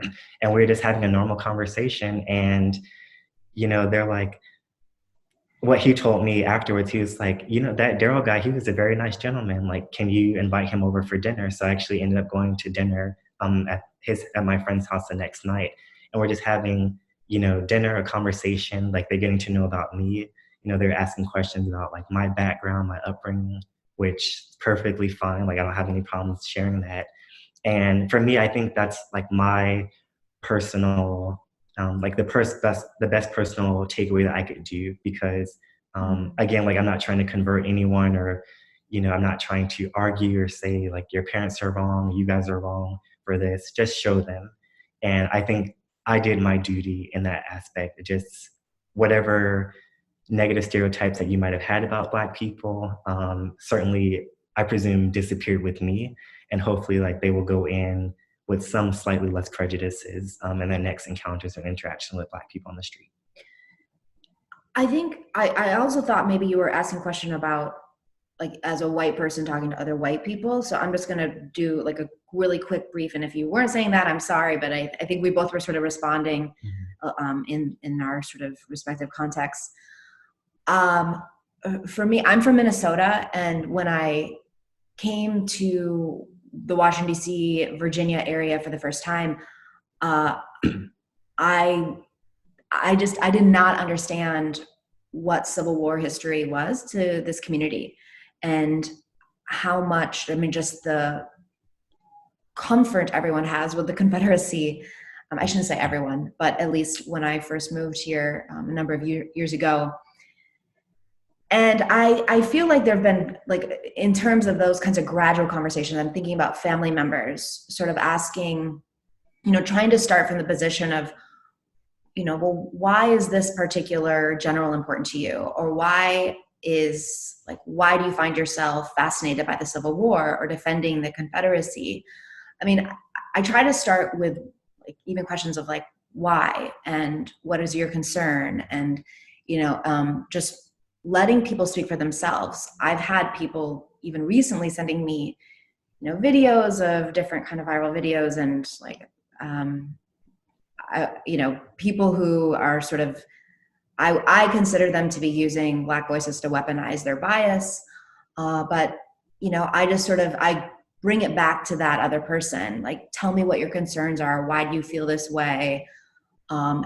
So I mean, I think that's like one suggestion I would have, is like always let people speak for themselves and try not to assume what their position is. And then I think the next step is, I think, encounter, and is just really critical. I mean, the example that Darryl gave is so important. We can talk all about data and ideas and information. I mean, we're in a world where we have tons of data and information. We're not short on it. Yes, it's confusing and there's lots of misinformation, but at the same time, you can find out what you want to know. And I think that's ultimately what it comes down to, is that if you're not having those encounters, if you're not hearing from people directly, if you're, I did experiential education as a higher education professional. If you're not having the experience and learning directly from the people on whose stories you have so much opinion, then I think that's a difficulty. So I would encourage you that, if you have the kind of trust and the opportunity to say, let's facilitate like a real conversation with other people that or let's go to an organization, or let's go to an event, or let's, hear more directly from the people with whose voices and experiences we keep having this argument over. Those have been sort of the strategies that have worked for me. But honestly, I just think it takes a lot of time. Mm-hmm. It just does. Right. I'm thinking about that story about the Civil War and the Confederacy. We're talking about a 10-year relationship where I have seen family members remove images of Confederate generals and soldiers that they used to have hanging up, and have changed their position on a lot of these things. But that took 10 years of conversation and building trust, and being willing to sort of just let people go at their own stage, and but at the same time pushing when it felt like we needed to. So I don't know it's not something that you can resolve in a 10-minute Facebook post, that's for sure. Right. I do have 2 more questions verbally. So first, I would like to welcome Amy. I'm going to make your question live, and then I'm going to give you the ability to speak. So Amy Bello, go ahead and ask your question. Great, thank you. So my question is, how do you balance using your white privilege as an ally to support Black, Indigenous people of color while also not being overly vocal in a time where, like I feel right now, white people should not be heard over Black, Indigenous people of color voices? I think that's a great question. And it's something I've also been struggling with, particularly the last few weeks. I think that in many ways you've already answered your question, is that it's about elevating and amplifying the Black voices. So I've really, for example, I've tried to be intentional in anything that I've posted that is basically that I've tried to post from my friends or specific sites that are from Black, Indigenous people of color. Rather than me saying my opinion about something, I've used other voices and other perspectives, directly from the sites or friends of mine. I just, a lot of it has just been, I have amazingly brilliant friends, and there's really nothing I could say better than they've already said. So I do think there are ways that we can do it. Again, I like the word amplify. I think always reminding people, a lot of people have been talking about Juneteenth. When I got up this morning, I wanted to post something, and I immediately posted it from different friends. I basically just shared their post, and also encourage people to think about donating. This isn't about me, it's about educating other people. So that's been my strategy, especially with social media. So I'm talking about social media specifically. In terms of workplace relationships or community, I think sometimes you do have to just sort of sit back and be quiet. And I can think about spaces where we were around the table at different kinds of meetings. And, I think that people are so quick to just speak up or to say something or to share their opinion. And that's where, model for others that, you really want to be, that you want to be silent and you want to be quiet. And also, I think that especially in workplace settings, you can, you can find strategies to make sure that there's the right kinds of people around the table so that those voices are heard, rather than a bunch of white people sitting around a table saying, let's talk about what we're going to do around racial injustice. Yeah, and really quickly, also in regards to the workplace, when you do, if those meetings are taking place at the board table or whatever have you, I think it is important to reach out to Black, Indigenous people of color in all capacities at the organization. If there is someone in the C-suite, if there's a janitor, if there is a receptionist, invite them all to participate in that conversation. That way you can get a differences of opinion and experiences, because at the end of the day, if you're only engaging people, Black, Indigenous people of color who are in the C-suite, their experiences will be different, because that incorporates issues of class and status and all those kinds of things that we can't negate. I would consider myself to be a middle-class person. I'm an Army brat, so I've always grown up around diversity. I've lived abroad for 10 years. I've lived in France, Germany, Jordan, Morocco, Ghana. So my experiences are completely different, but at the same time, they can't be negated. And so if I'm at the board table, I can only share from my experience, and that has been my experience, what I just shared with you. I cannot speak for someone who is a single parent and who has worked, 2 fast food jobs. I cannot speak for someone who is the owner of a car dealership, so it is important to incorporate those different voices at the table. I think that that's something that can be easily engaged. If you don't have that diversity within your organization, at least reach out and see if there are members of the community who you can engage, who would be willing to come and participate in that meeting. Excellent. Just so you know, we do have about maybe 8 more minutes or so before our break. We do have one written question and one verbal question, but before I open those up, Daryl, Angela, did you want to continue on the slides before we get to those questions, or would you prefer us to go to the questions? Yeah, I think we'll finish our last slide just to close it up, because some of even what we're talking about. Yes. And I was thinking about this as I was answering that question. Mistakes happen. Daryl and I talked about it's better to ask forgiveness than permission. So sort of going back to how do you make sure that you're not crowding out the conversation and that you're not talking over people, and also that you're amplifying voices that need to be heard. I mean, you're going to make mistakes. It's okay. It's better to try in a way than to just have sat in complete silence and not have done anything.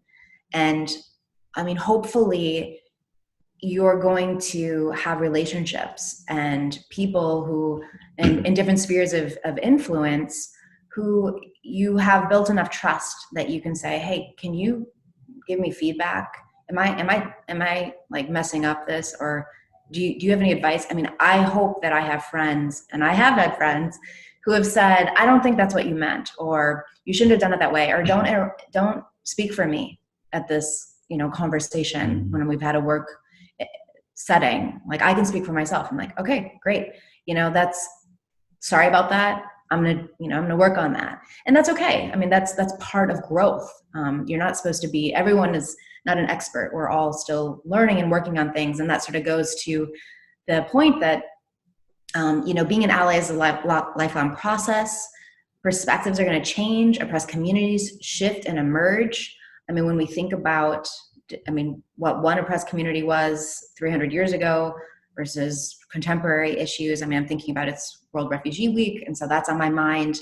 Communities that we might not have thought as being oppressed communities are new. So this is an ongoing process. So you're never, especially in a workplace setting, when you start talking about who's around the table, that might change. You might be thinking, do we have somebody who's a refugee? Do we have somebody who's from this respective community that you might not have thought about 20 years ago?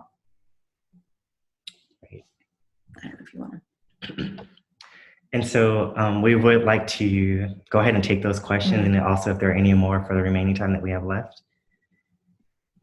Excellent. Okay, so the next verbal question is from Matthew Good. Matthew, I'm going to give your microphone access to speak right now. You can just go ahead and unmute yourself whenever you're ready. All right. Can you hear me? Yes. Yes. Thank you for this session. It's been really, really thought-provoking. My question is, I have a colleague who identifies as a person of color, and they recently shared with me that they've really been struggling in our workplace, the workplace that we share, and they have experienced, a number of different kinds of microaggressions.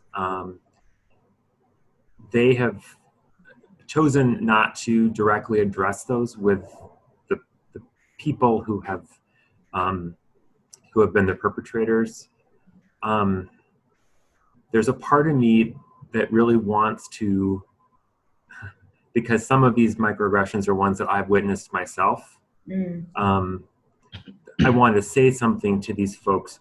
I have not done so because I know that my colleague, my friend's wishes are that she chooses not to. And so I just wonder if you have any thoughts about how to handle that. Well, I think Daryl probably has even a better answer than I do. The one thing I would say is that if you have witnessed things, it's one thing for a colleague to say to you, this has been my experience and I'm frustrated by it. But if you have directly witnessed something, I think that that's where this is what we're talking about in terms of, intervening when it's called for. If a colleague has said to you, this has been my experience and I don't want to talk about it, that's a different kind of situation. But if you have witnessed something directly, and it troubled you, this is what we've been talking about, like leaning into those uncomfortable conversations, and using your spheres of influence to enact change, I would encourage you to talk directly to that person. Obviously in a professional way, in a way that isn't, accusatory, but just, in addressing what you observed. Right. I would also agree everything what Angela said. I don't have anything to add. I do want to answer two questions that we received since we are running out of time, and they are actually kind of similar. The first question is, I am the BIPOC team member of a predominantly Hispanic work team. How do I handle the lack of genuine concern of Black students, faculty, and staff working on campus? Interesting. And another question is, how does one counter the statement, it wasn't just the Blacks?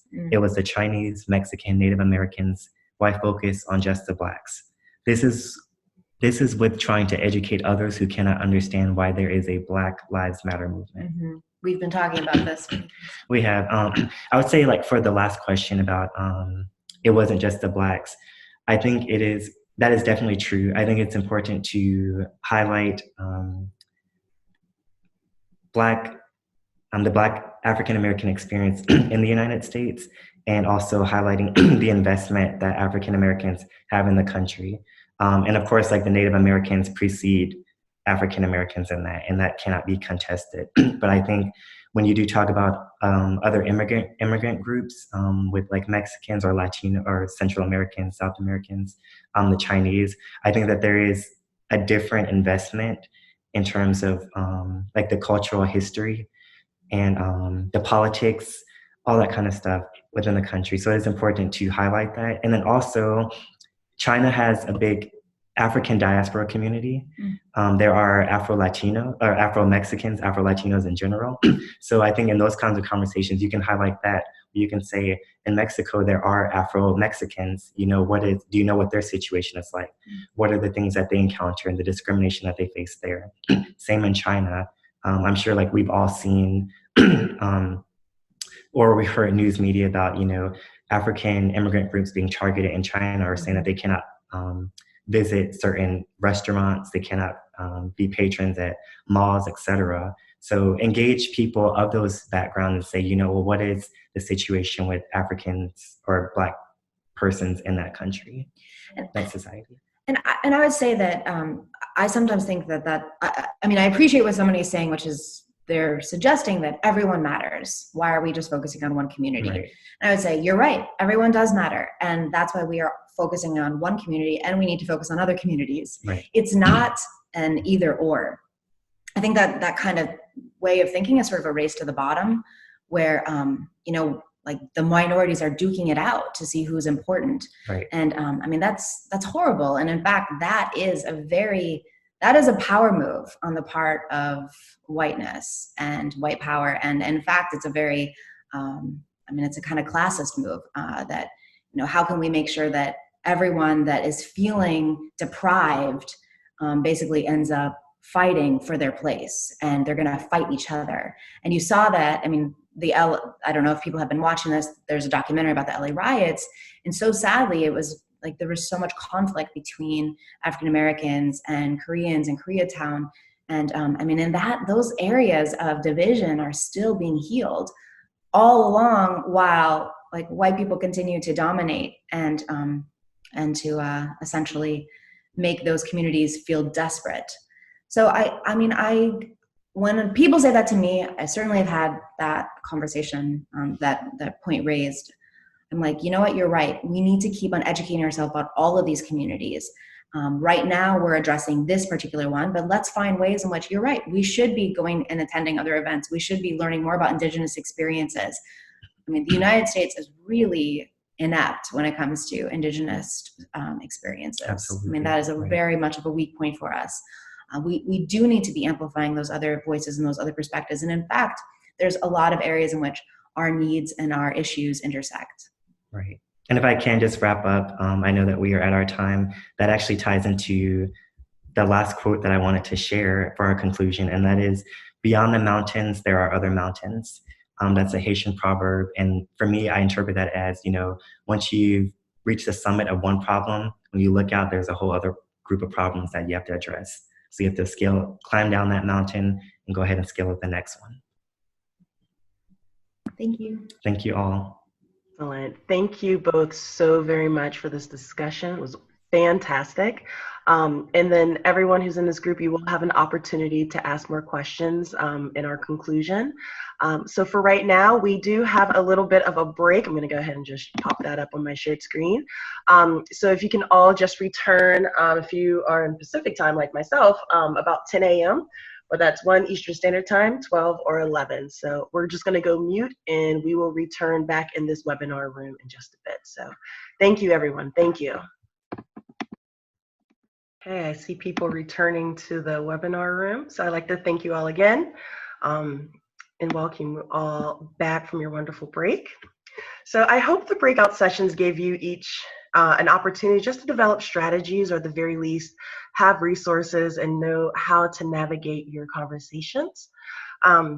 With that said, I am very excited to announce our next speaker, Bryant Andrews, who will be discussing our Understanding Employment Rights, which is under Title VII. So Andrew, I'm sorry, Bryant, not Andrews. Yeah, Bryant, I'm going to go ahead and anything. access. Sorry about that. Let me go ahead and mute myself and turn off my screen and pass off to you. Here we go. I'm going to share my screen here. Let's hope this works smoothly. If you'll bear with me. And while Brian is getting set up, just a reminder to everyone, please continue to ask your questions in the Q&A, and we will make sure to try to get to all the questions we can. And if you have a verbal question, as always, raise your hand and I will give you access to speak. So thank you. All righty. So thank you guys so much. It's an honor to be able to share this time, to share the space with you on Juneteenth, a day where it's a celebration of Black liberation.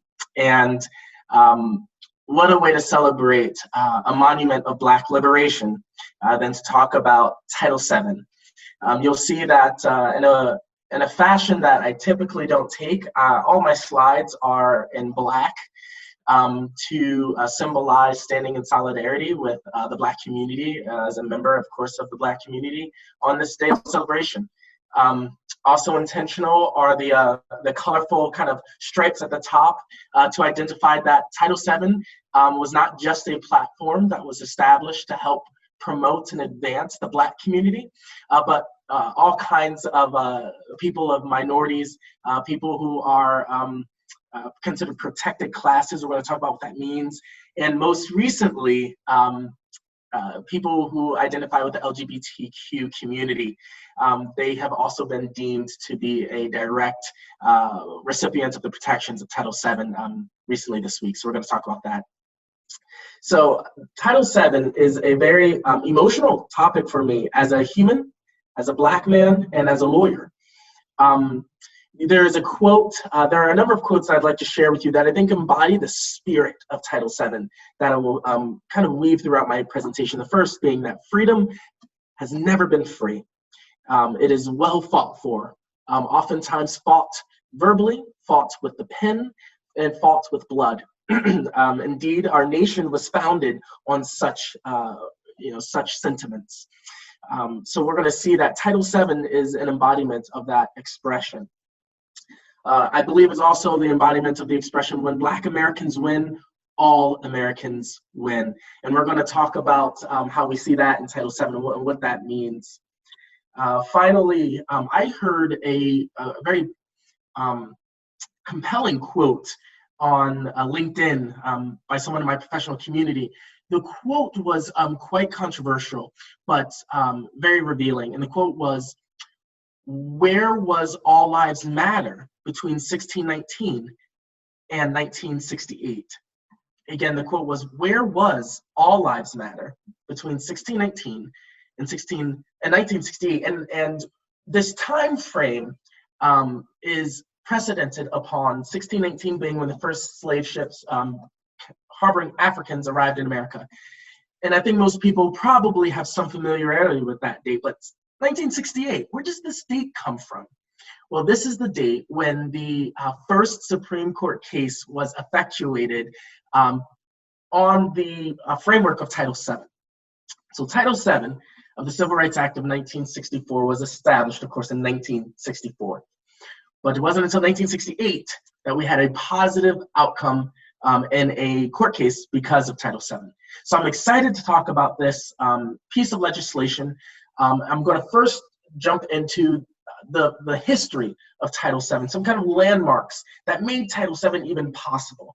I believe that this history will begin to form your understanding about why freedom isn't free, why when Black victories occur in America, victories occur for everyone, and why we went from 1619 to 1968 without workplace protection for many protected peoples in this nation, particularly African Americans.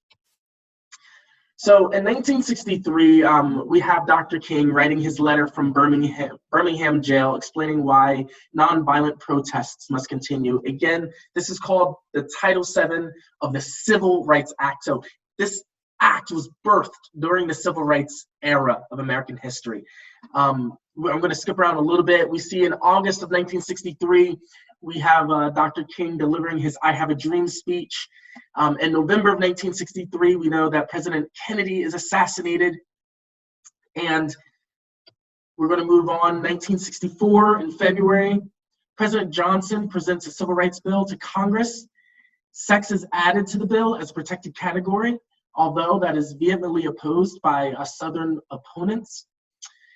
In July 1964, after all this, these very tumultuous events, right? We have MLK speeches, we have assassinations of presidents. This is really the epicenter here, the climax of the civil rights era. Finally, in July, we have the Civil Rights Act of 1964 that passes with multiple titles, one of them being Title VII. You may have heard of Title IX, for example, which deals with the protections afforded to individuals in the athletic or in academic arenas. Title VII is particularly narrowly tailored to those individuals in the workplace. That will be, of course, our focus here. So we still haven't reached 1968 yet, right? We're on 1965. We are on July 2nd. Title VII becomes effective. So before July 2nd, it was written, it was on the books, but it hadn't taken effect yet. Now it's effective.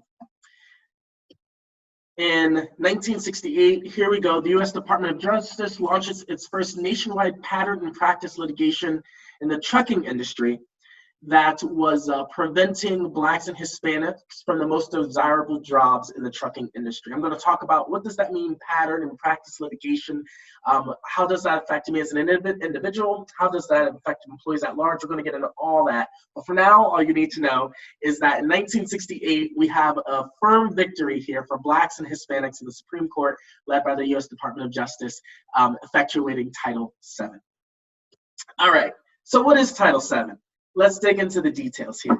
So Title VII is a law that prohibits workplace-related discrimination based on 5 protected categories. These protected statuses or protected classes or categories include race, color, religion, sex, and national origin. The exact language of that protection as written in the law is there below, but that's basically what it says. You can't discriminate based on those 5 categories in the workplace, which leads to the question, well, what does it mean to discriminate? What does that look like? We're going to get into all of that. Before we do, you will see here in this list that sex is listed as a protected category. Since 1964, we've had legislation and court cases that have gone into effect to define sex. Sex has been interpreted broadly to include sex based off of someone's pregnancy status. Sex has been defined to include protections from men to men sexual harassment, male to male discrimination, not just men to women, which we're going to talk about. But sex had never been defined or interpreted to include discrimination against individuals based on their sexual orientation. And so it may come as a surprise to you that before this year, before June 15th, just 4 days ago, 3 out of every 4 states in America permitted employers to discriminate against their employees on the basis of their sexual orientation. Every 3 out of 4 states in America. It's absurd. It's disgusting. It's heart-wrenching, right?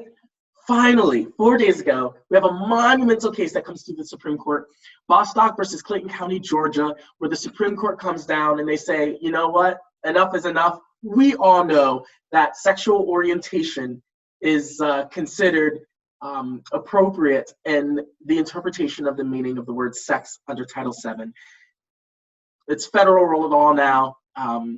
Employers cannot discriminate against their employees on the basis of their sexual orientation. So this is a huge win for America. This is a huge win for the LGBTQ community. This is a huge win for workplace rights. So this is an exciting development. I have some information here on the slides that I want to encourage you to go read if you're interested in some of the details of the case. I know before I was an attorney, I wasn't all too excited about case details. So I don't want to assume you would be excited, but the information is here for you about the way the court ruled, their reasoning, and their ultimate conclusion. But this was a great victory under Title VII. So, like I said, what is discrimination? How do we know when it's happening? What does that look like?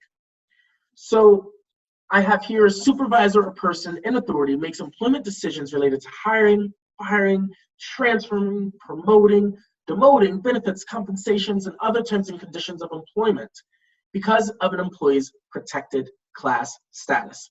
So if an employer refuses to hire you or chooses not to promote you or chooses to randomly transfer you, especially against your will, these are all instances where if they've done so on the basis of the fact that you fall into one of those 5 protected categories, they've discriminated against you. But we're going to learn in this presentation that it's not only the employer who could discriminate against you, but it is your colleagues, your coworkers, and even third parties who might engage in acts of discrimination or engage in acts of harassment. These individuals may also engage in acts of retaliation, all 3 of which are forbidden under Title VII. So let's move right forward. So there are 2 types of claims for discrimination under Title VII. One's called disparate treatment, and one is called disparate impact. And these are quite simple concepts. A disparate treatment claim, is simply one where an employee feels like an employer intentionally discriminated against that individual. So they treated you differently because of your race, your sex, your national origin, your color, your religion, etc. While a disparate impact claim is an acknowledgement that an employer has a policy, a workplace rule that is facially neutral, right? It applies to everyone. But this neutral policy actually greatly impacts certain protected classes. So let's say, for an example, that an employer has a policy, we don't have a parking lot in our workplace. We are going to mandate a policy that all employees must Uber to work. It would be kind of a weird policy. Why not bus, right? Why not public transportation? Why not walking? Why not biking, right? All of these more cost-effective ways to get to work. So while this policy is facially neutral, it applies to all employees, it's not meant to target any one employee, we can see that those without significant economic means to afford an Uber would be greatly impacted by this policy. And unfortunately, in our nation, those who are the most economically susceptible are individuals who tend to fall under those 5 protected categories: people of color, people of certain religions, people of certain sexes, people of certain national origins, people of certain sexual orientations. These are the individuals in our society who need the most protection.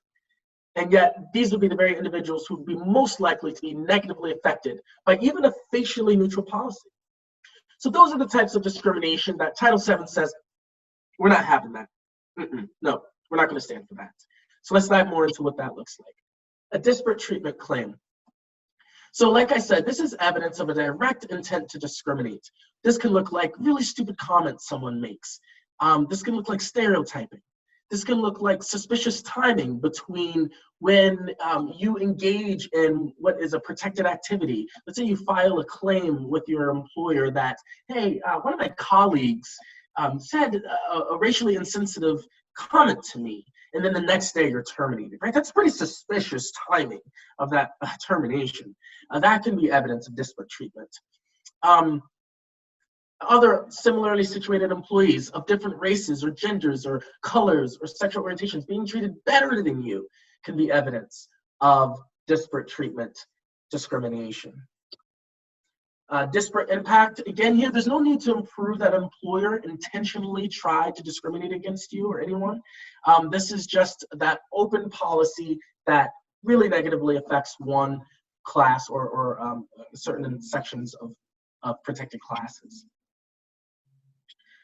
So we're going to talk about, we talked about a little bit about discrimination. We're going to talk about harassment now. And I'm going to focus on harassment in the context of race and of sex. These are the 2 most predominant cases of harassment that arise in cases in America. They're the 2 most common types of harassment cases I deal with as an attorney. And unfortunately, they're the 2 most common cases that you will most likely be subjected to in your workplace. So let's teach you how to be protected from these things. So you can be subject to harassment based on anything: color, race, age, national origin, disability, marriage, sex, your pregnancy, political ideas, anything you can be subjected to. Title VII doesn't necessarily protect all of these categories, right? It protects 5. But there are other beneficial legal tools that you have at your disposal that can help you, that we're not going to cover today. But just so you know, there's the Age and Discrimination Act, right?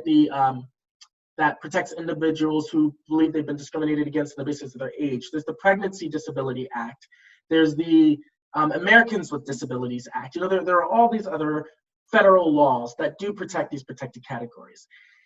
And if not protected under Title VII or another federal law, the vast majority of states have very liberal, very expansive protections. The state of Pennsylvania has upwards of 20 different protected categories. Chances are, under state law, you're also protected. I wish I could cover those laws for you today, but we're going to focus on Title VII. So before I dive too much further, I'd love to get a sense for what you think you already know about Title VII, what you think you might already know about harassment or discrimination in the workplace. Maybe some of these experiences have resonated with you. So this is going to be a simple true or false. If you feel comfortable and you know how, feel free just to raise your hand and use that tool. If you identify with one of these, or it resonates with you, you certainly don't have to. So true or false, it is not illegal if a woman sexually harasses a man, or if a woman sexually harasses another woman. What do you guys think? Would that be a true statement, a false statement? Is that something that you've even experienced yourself? All right, next question. True or false? Harassing behavior by one employee toward another that occurs outside of the workplace may still be within the responsibility of the employer and its managers. Have you experienced harassment? Was it based on your race, your color, your national origin, your religion, your sex, outside of the workplace? And did you feel like, maybe I can't talk about this because it didn't happen on the clock in my cubicle or on the clock on the floor? True or false? You must actually touch an employee or say something sexual or racial, etc., to an employee in order to commit harassment. Is that true or false? And I'm going to give us the answers to all of these. And is this something that you've experienced? Is this something you can relate to? And if so, we're going to give you the tools to make sure you can report these things. Under the law, only a manager or supervisor can engage in unlawful harassment. Is that true? Is that false? So, looks like my formatting was shifted there quite a bit. So, in broad, all of these questions I just asked, I'm going to go back here briefly. True or false? It is not illegal for a woman to harass a man. That is false. It is illegal for a woman to harass a man. Those cases don't happen too frequently. They're not at least reported frequently, but it is illegal. And it is illegal for a woman to sexually harass another woman. Harassment that comes outside of the workplace, that's still illegal if it's happening by a colleague or a boss or anyone else who is associated with your employer. It's still legal harassment. You can absolutely report that. No, it is not the case that you must actually touch an employee to commit harassment, or actually call him or her the N-word, or say something sexual about their body part for it to be harassment. And under the law, it is not the case that only a manager or supervisor can engage in harassment. Like I said, a coworker can do it. A third-party vendor who comes into your workspace can unlawfully engage in harassment, and you are absolutely entitled to report that. So this heading here, excuse me, it's quid pro quo harassment. There are two types of harassment. First one being quid pro quo. This is less commonly seen, and today the quid pro quo cases were really big in the 70s, 80s, early 90s. And these cases are where an employer comes to you and says, I'll give you a raise if you do me this sexual favor, or I will fire you unless you go on a date with me. A quid pro quo is in Latin. It loosely translates to, I'll scratch your back if you scratch my back. That's one form of harassment under Title VII that is absolutely forbidden. The other type of harassment, which is much more common today, is hostile work environment harassment. Most employers, most aggressors in the workplace know now that they can't get away anymore. Our culture, our system will no longer tolerate the kind of blatant discrimination and harassment that I just discussed. But just like with racial prejudices, while we no longer tolerate lynchings and cross burnings, but there's kind of more implicit biases now and implicit prejudices now that still exist, this is the sexual harassment version of that. So in the hostile work environment situation, it's not the quid pro quo instance. Instead, there's the small microaggressions over the course of time, or behavior that the objective reasonable person would consider to be uncomfortable or disrespectful. Those still count as harassment that you are allowed to contest.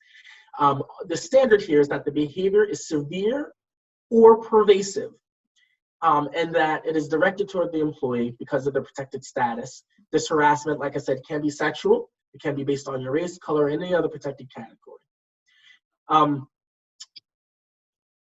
Here we go, the reasonable person standard. Like I said, would a reasonable person consider this offensive? That's the standard we're looking for here. Third-party harassment, we touched on that. If a vendor comes into your workplace, let's say that your office has a vending machine in it, and the vending machine company sends an employee into your office, and that employee does something that is inappropriate. You're still protected even from that. Electronic and digital harassment is protected under Title VII. These are, emails that you might receive from an employee, a colleague, excuse me, text messages, video messages, photos, anything like that, anything that's lewd or inappropriate, that is considered harassment. You are allowed to report that, and I'm going to give you the mechanisms how. Sometimes people will try to hide behind the excuse, oh, it was all just in good fun. I was just joking. I was just kidding. It's not funny. It's not a joke. It's hurtful. It's offensive. It's harassment. It's illegal. So don't think that just because someone is brushstroking something off as just a joke, we're just trying to have a good time, that that is a silencer for you. You're absolutely still allowed to contest that kind of behavior at work. So conduct which constitutes workplace harassment includes verbal abuse, sexual jokes, ethnic slurs, of course, comments about your body, even things as innocuous as, wow, you look really, really great in that skirt. If you've voiced that, I'm not comfortable with that kind of comment, and someone persists with even a comment like that, now it's harassment. Harassment is any unwanted sexual comment, race-based comment, ethnic-based comment, religious-based comment. If you've expressed, I'm not okay with that, that's unwanted and that persists, it's harassment. I'll give you an example of something that was seemingly innocuous that happened to me in the workplace. A few years ago, I was walking past a secretary's desk. It was the first day of, the first warm day of the season, so I was wearing, and it was a Friday, so I was dressed down, and I was wearing a polo shirt.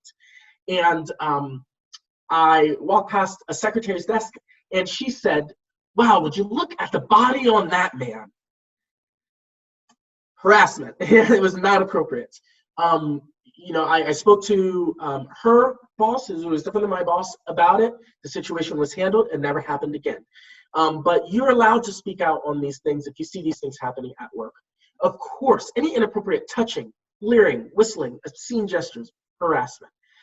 So these are the kind of things that, if you see this happening or if it's happening to you, you're absolutely empowered to speak out against. Now, reporting discrimination and harassment, what does that actually look like? So I wish that we could just go straight to the Supreme Court when we get a harassment claim. Say, hey, Supreme Court, so-and-so did this vain, hostile, inappropriate thing to me. I want to sue them. Let's get them. Let's put the bad guy away. Unfortunately, because there are so many cases of discrimination and harassment in America every year, this is such a systemic problem.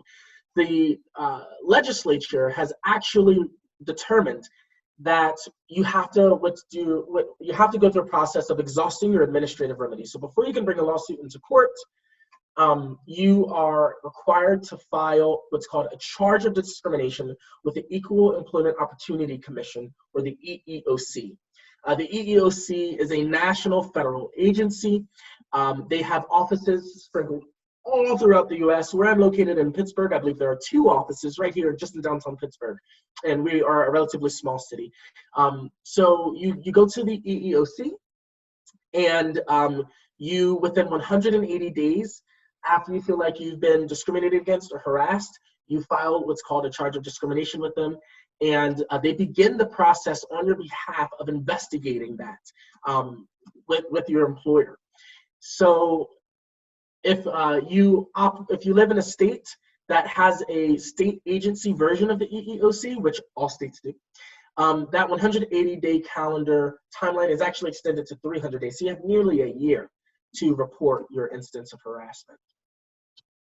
So how to report? It's very, very easy. If you feel like you've been discriminated against at work or harassed at work, and you've gone to your boss and you tried to talk to them and they're helping, you've gone to HR, you tried to solve it, they're not helping, and you're still enduring this pain, or they didn't resolve it quick enough, whatever it is, you can report this to the EEOC if you want to take it to that next level by going on their website, which I've included the link here in this first bullet. You can also go to their offices in person. You can call them. You can mail a letter to them. They make it very easy to reach them. And then once they do, they quite literally just take it all over from there. They will meet with you. They will follow up with you, ask you questions, get some details, and they will do the investigation on your behalf. You have a federal agency out there to protect you. So you definitely want to take advantage of all of that. I believe this is my last slide, which is perfect because I'm just running up to my 30 minutes. I tried to talk as swiftly as I could for you there. So I want to open up the floor now for questions. Like I said, there's a lot to go through. I went through it pretty quickly. And I'm sure there may be some extra details you might like or some follow-up questions you might have on anything I just covered. I'd love to hear your thoughts at this time. We do have one question in the Q&A, but also, again, as a reminder, please raise your hand if you would like to ask verbal questions. You can even type it and raise your hand so everyone can see it, and I'll give your microphone access as well. Awesome. Now, Shawntia, I can't see the Q&A question. Okay, I will go ahead and read it then. Unless this question is from Amy, I'm going to go ahead and make it live. Amy, if you're comfortable asking this question verbally. Here it is. I see it. You have it? Oh, okay, great, great. Amy, thank you so much for your comfort with asking this question and sharing it with us. Amy asks, what is an example of genetic information harassment showing up in the workplace? That is a great question. So if you have this is oftentimes, I've seen it in my practice at least, an instance where you have an employee who is subject to medical testing. Let's say that it's testing related to their health, testing related to their child's health, and for whatever reason they feel it necessary to share this with their employer. This particularly arises in the case with the Americans with Disabilities Act, which, like I said, it's a different federal act that grants protections that I wasn't able to get into. Let's say, an individual or their family member has some kind of disability that they want to let their employer know about so they can receive a reasonable accommodation. And they turn over a medical file to show their employer that, medical proof of their disability. And the employer gets hold of this genetic information. Maybe it's about their blood cell count. Maybe it's about their DNA. It can be in many shapes and forms. And they use that information as a basis to discriminate against an individual. So that's one way I've seen it come up in my practice. I thought I saw. Here it is. Anonymous says, what if it is a case of age discrimination, being passed over for promotions because you're older than other coworkers? Absolutely. So the age discrimination would come under the ADEA, which is the Age Discrimination in Employment Act.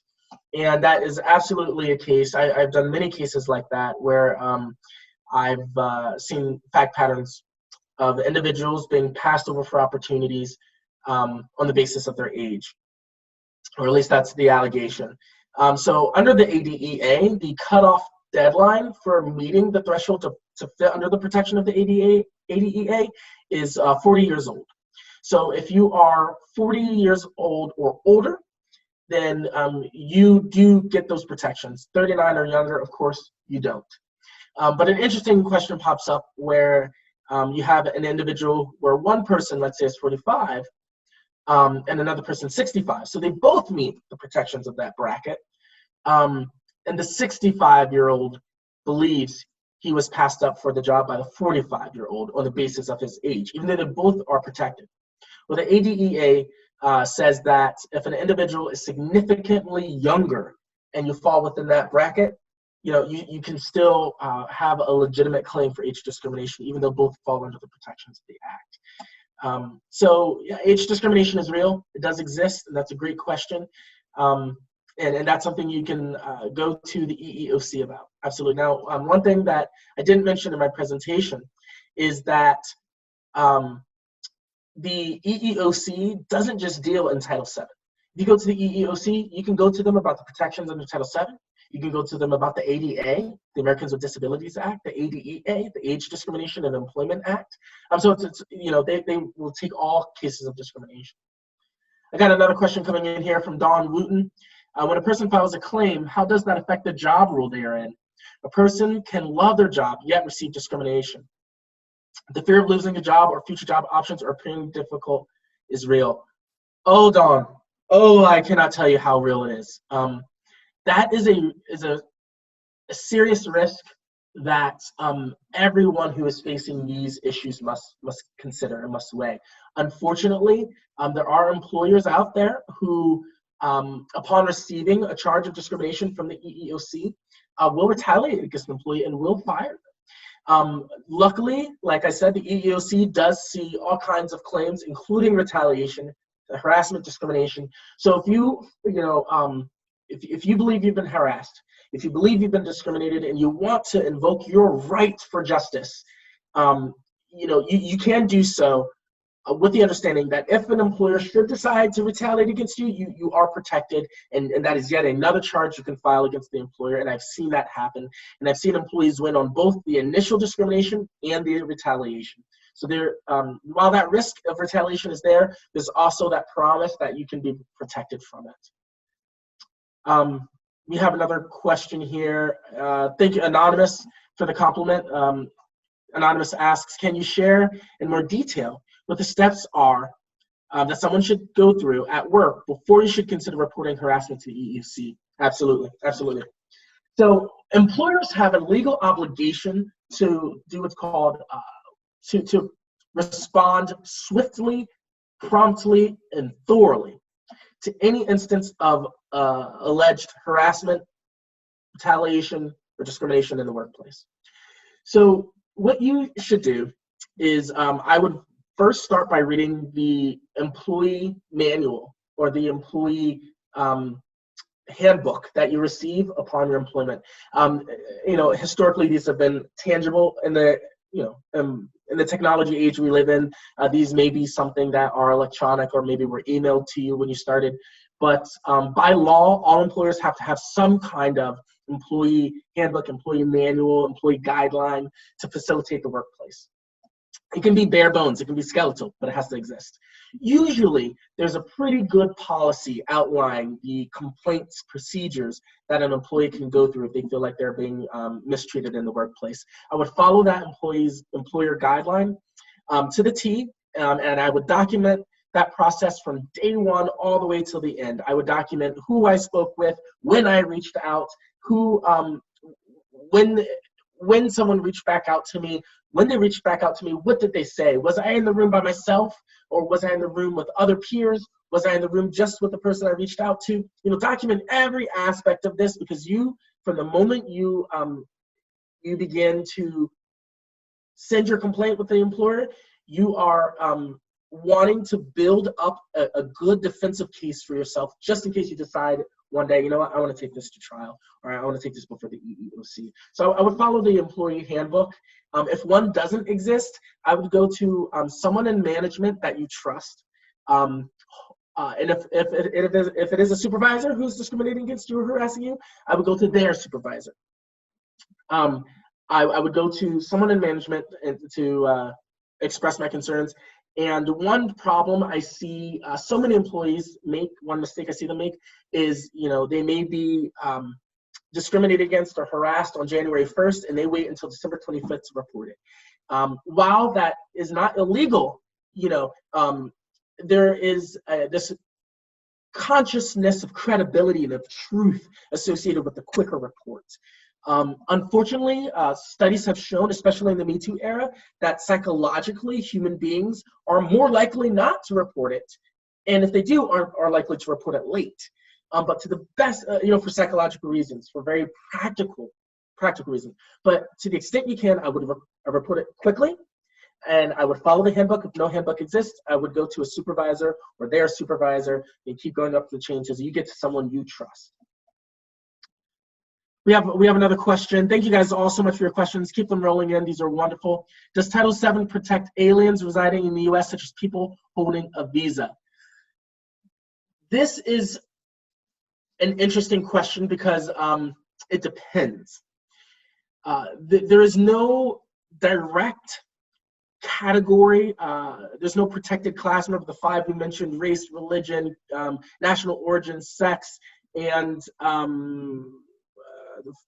race, color. immigrant status isn't, strictly speaking, a protected category. However, if you believe that, you were fired because of you are a legally residing U.S.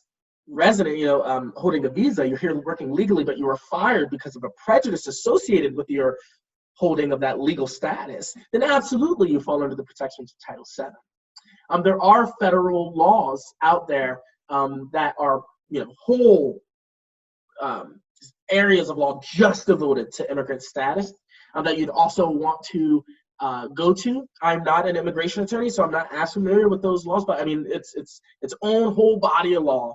But, to the extent you feel like you've been discriminated against because of your visa status, you absolutely have a right to bring that claim. That would probably, I would bring that under a national origin claim or a race claim, depending on how you want to spin it.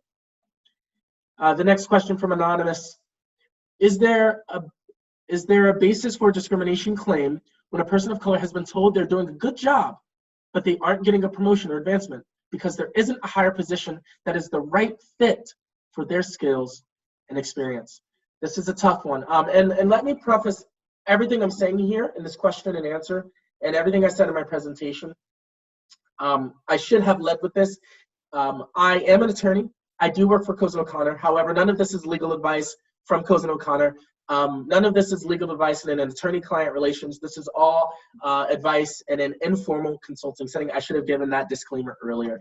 So I'm going to answer your question, Anonymous, but I would definitely consult with an attorney who you have an attorney-client relationship with if you want more precise legal advice with your specific situation. But more generally, just general friendship advice, it's called under the law. There absolutely can be a basis for discrimination. It depends on the facts. You need a little bit more details to figure out exactly what's going on. But yeah, if there's an employee who is consistently performing well, they're consistently getting high marks in their performance reviews, they're told verbally and in writing that they're doing well, and yet they're not being promoted when they otherwise would have a legitimate basis for promotion, it seems like there's an inference of discrimination. There's a presumption that, hey, could this be based on my color? We need a little bit more facts. Was there an offhanded remark that was made? Was there at one point, do you see people who are similarly situated to you? You've been at the job for 5 years. Your colleague's been at the job for 5 years. You've been doing great. They've been doing mediocrely, but that colleague gets promoted. If things like this is going on, then that might look like a race claim there or a color claim. We have another question. Is there a time limit as to when a person can file an EEOC claim? Yes, there absolutely is. You'll recall from the one slide you have 180 days as a general framework from the time you believe you've been discriminated against to file a claim with the EEOC. That 180-day time frame is extended to 300 days if the state you live in has a state equivalent agency of the EEOC. For example, in Pennsylvania, there is the Pennsylvania Human Rights Commission, which does the exact same work. They're tasked to do the exact same work that the EEOC does. They're just at the state level. Many states have this. I know I do cases out of Michigan sometimes, and Michigan has the Michigan Department of Civil Rights. I do cases out of Wisconsin. They have the Workers' Human Rights Commission. Look to your state agency, see if they have an EEOC equivalence. If they do, that 180-day time frame gets extended automatically to 300 days because the thinking is state agencies have less funding, less staff. They need more time to investigate your complaint or your charge. So I believe I have maybe 2 or 3 more minutes here for other questions for our 15 minutes questioning and answer. If anyone has any other questions, if anyone would like any elaboration on anything that was said, would raise anything that hasn't been raised yet, I think we have just a couple more minutes to do that if you'd like.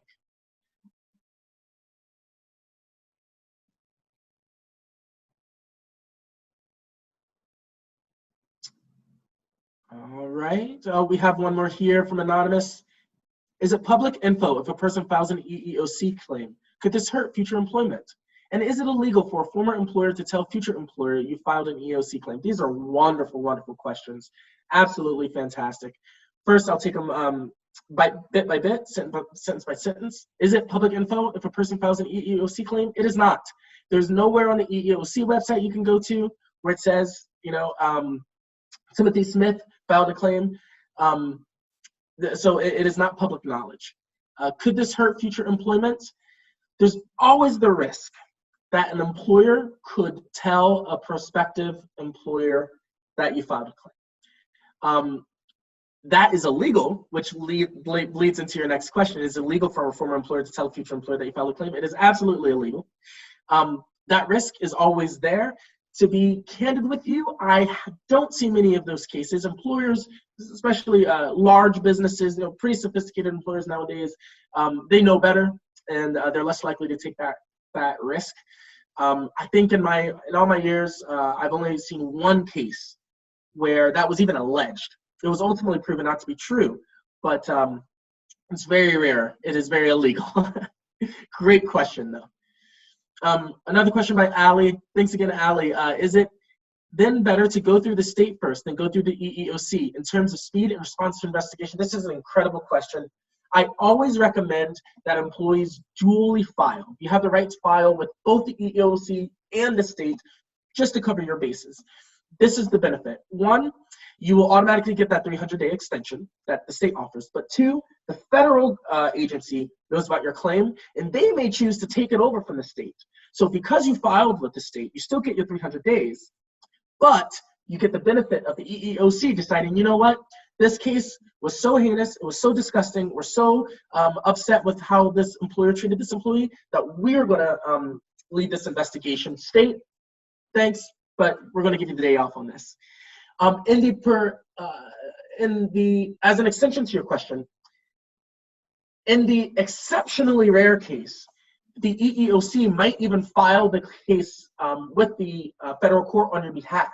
So there are cases, for example, like Andrews versus Cozen O'Connor, right? Where I sue my employer in federal court after I have exhausted the EEOC process. Once the EEOC investigates my case, I can then, they're going to issue a ruling, say, hey, we believe discrimination happened here, or hey, we don't believe discrimination happened here. Either way, you've exhausted your administrative remedy. You're allowed now to file in federal court. That usually is what happens, is that Bryant will go and file his claim.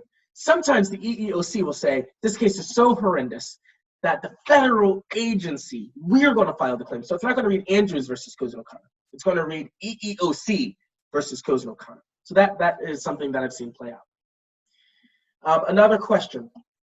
Any tips or insight regarding discrimination in relation to COVID and the workplace? Ooh, this is a great question. This could be a whole 2-hour seminar. This question, this is an amazing question. It is so complex because COVID has disproportionately affected the African-American community. So there's race issues that can be related there. But COVID also inherently is a health-based issue. So we have Americans with Disabilities Act questions coming up here. Are you, discriminated against on the basis of your color? If your employer says, you know what, African-American community has been disproportionately affected by this. If you're Black, I'm going to be less likely to hire you because chances are you're more likely to have COVID-19. That's a Title VII claim there. You can also see it as, hey, I do have the COVID virus, but I still want a job, right? I should still be allowed to work. An employer has an obligation under the Americans with Disability Act to make a reasonable accommodation, to engage in what's called an interactive process with an employee. To say, hey, we're going to do what we can to see if it's possible that we can accommodate you. So if you're just flat out getting turned down because you are honestly telling employers, hey, I have COVID-19, that is just as illegal as if an employer turned you down cold because you are missing an arm, or because you have ADD, or because you have obsessive compulsive disorder. They still have to engage in some kind of process. Say, hey, is it possible that you can work from home? You don't have to enter the workplace, so you're not a threat to any of your coworkers. Is it possible that you can work in a section of the employer's facilities that is isolated from other workers?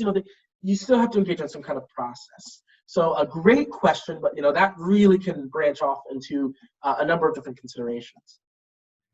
And we have about one more question that we can take. Awesome. Yes, so this will be our last question. Thank you so much for the questions flowing in. You guys did a great job, really insightful. The last question is, if you are involved in a protest, can an employer turn you down for employment? Oh, another great question. It is feasible. I think that you need a creative attorney could work with you on that. My answer would be no.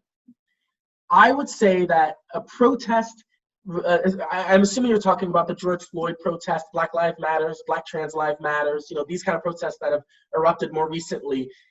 These protests inherently are tied to race relations in America. And so there can be an argument that my participation, my standing in solidarity with another race led to my termination or led to my dismissal from consideration from employment, and that in of itself is a type of race discrimination. So I believe that can be a viable case of discrimination. I thank you all so much for your questions. Unfortunately, that is the last question that I'm allowed to take. Having no more questions, I'm going to stop it there. You've all been a wonderful audience. I want to thank you so much for your time. Thank you for your attention. You had some great questions. I am available via email on the website. I would love to field any of your other questions you might have. Again, this all has been given outside of the context of an attorney-client relationship. This is all friendly advice. And if you are interested in exploring the EEOC process, I would encourage you to reach out to your local attorney and take advantage of that right to do so. Excellent. Thank you, Bryant, so much. This was incredible. And thank you all again for your wonderful questions. This is just another wonderful piece of knowledge that I hope you can all add to your professional toolkit. I know it was very impactful for me to hear. So again, thank you so very much. So with that said, we are almost at our 3-hour mark. So you've all learned to understand micro inequities, microaggressions, and microaffirmations. You should have developed strategies to enact change while understanding the power of your identity. And also understand your employment rights under Title VII. So what are your final questions? We do have Daryl, Angela, Bryant, they're still with us. Unfortunately, Marcelius and Jordan and Jazzmine had to leave a little bit early, but again, you are welcome to email them, again, on our website or in the program. But I just wanted to open up just for some general questions. If anyone has any, please feel free to type it. Please feel free to raise your hand. Just would love to give you another opportunity before I start with my conclusion. Oh, and you're very welcome, Rebecca. Thank you. Okay, doesn't seem there are any more questions. So then, with that said, I will then again, final time, like to say thank you again for everyone who has joined us today. We would love to hear your opinion of this conference.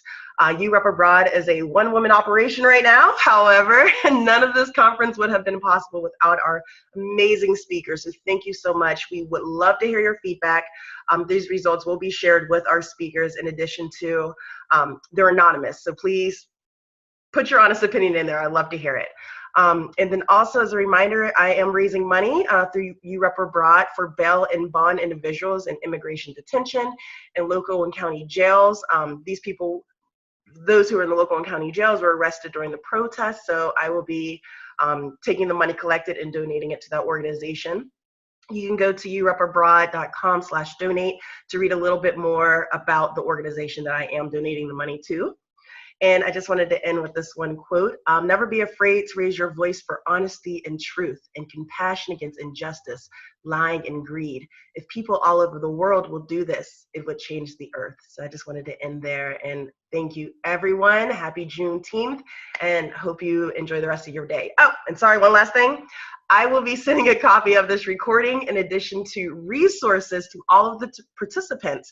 So please expect an email on Monday or Tuesday of next week with resources. So Thank you. Please feel free to email any of us, and enjoy your day, everyone. Thank you. Thank you, everyone. Shawntia. Thank you, Shawntia. Thank you, Bryant. Thank you. Thank you.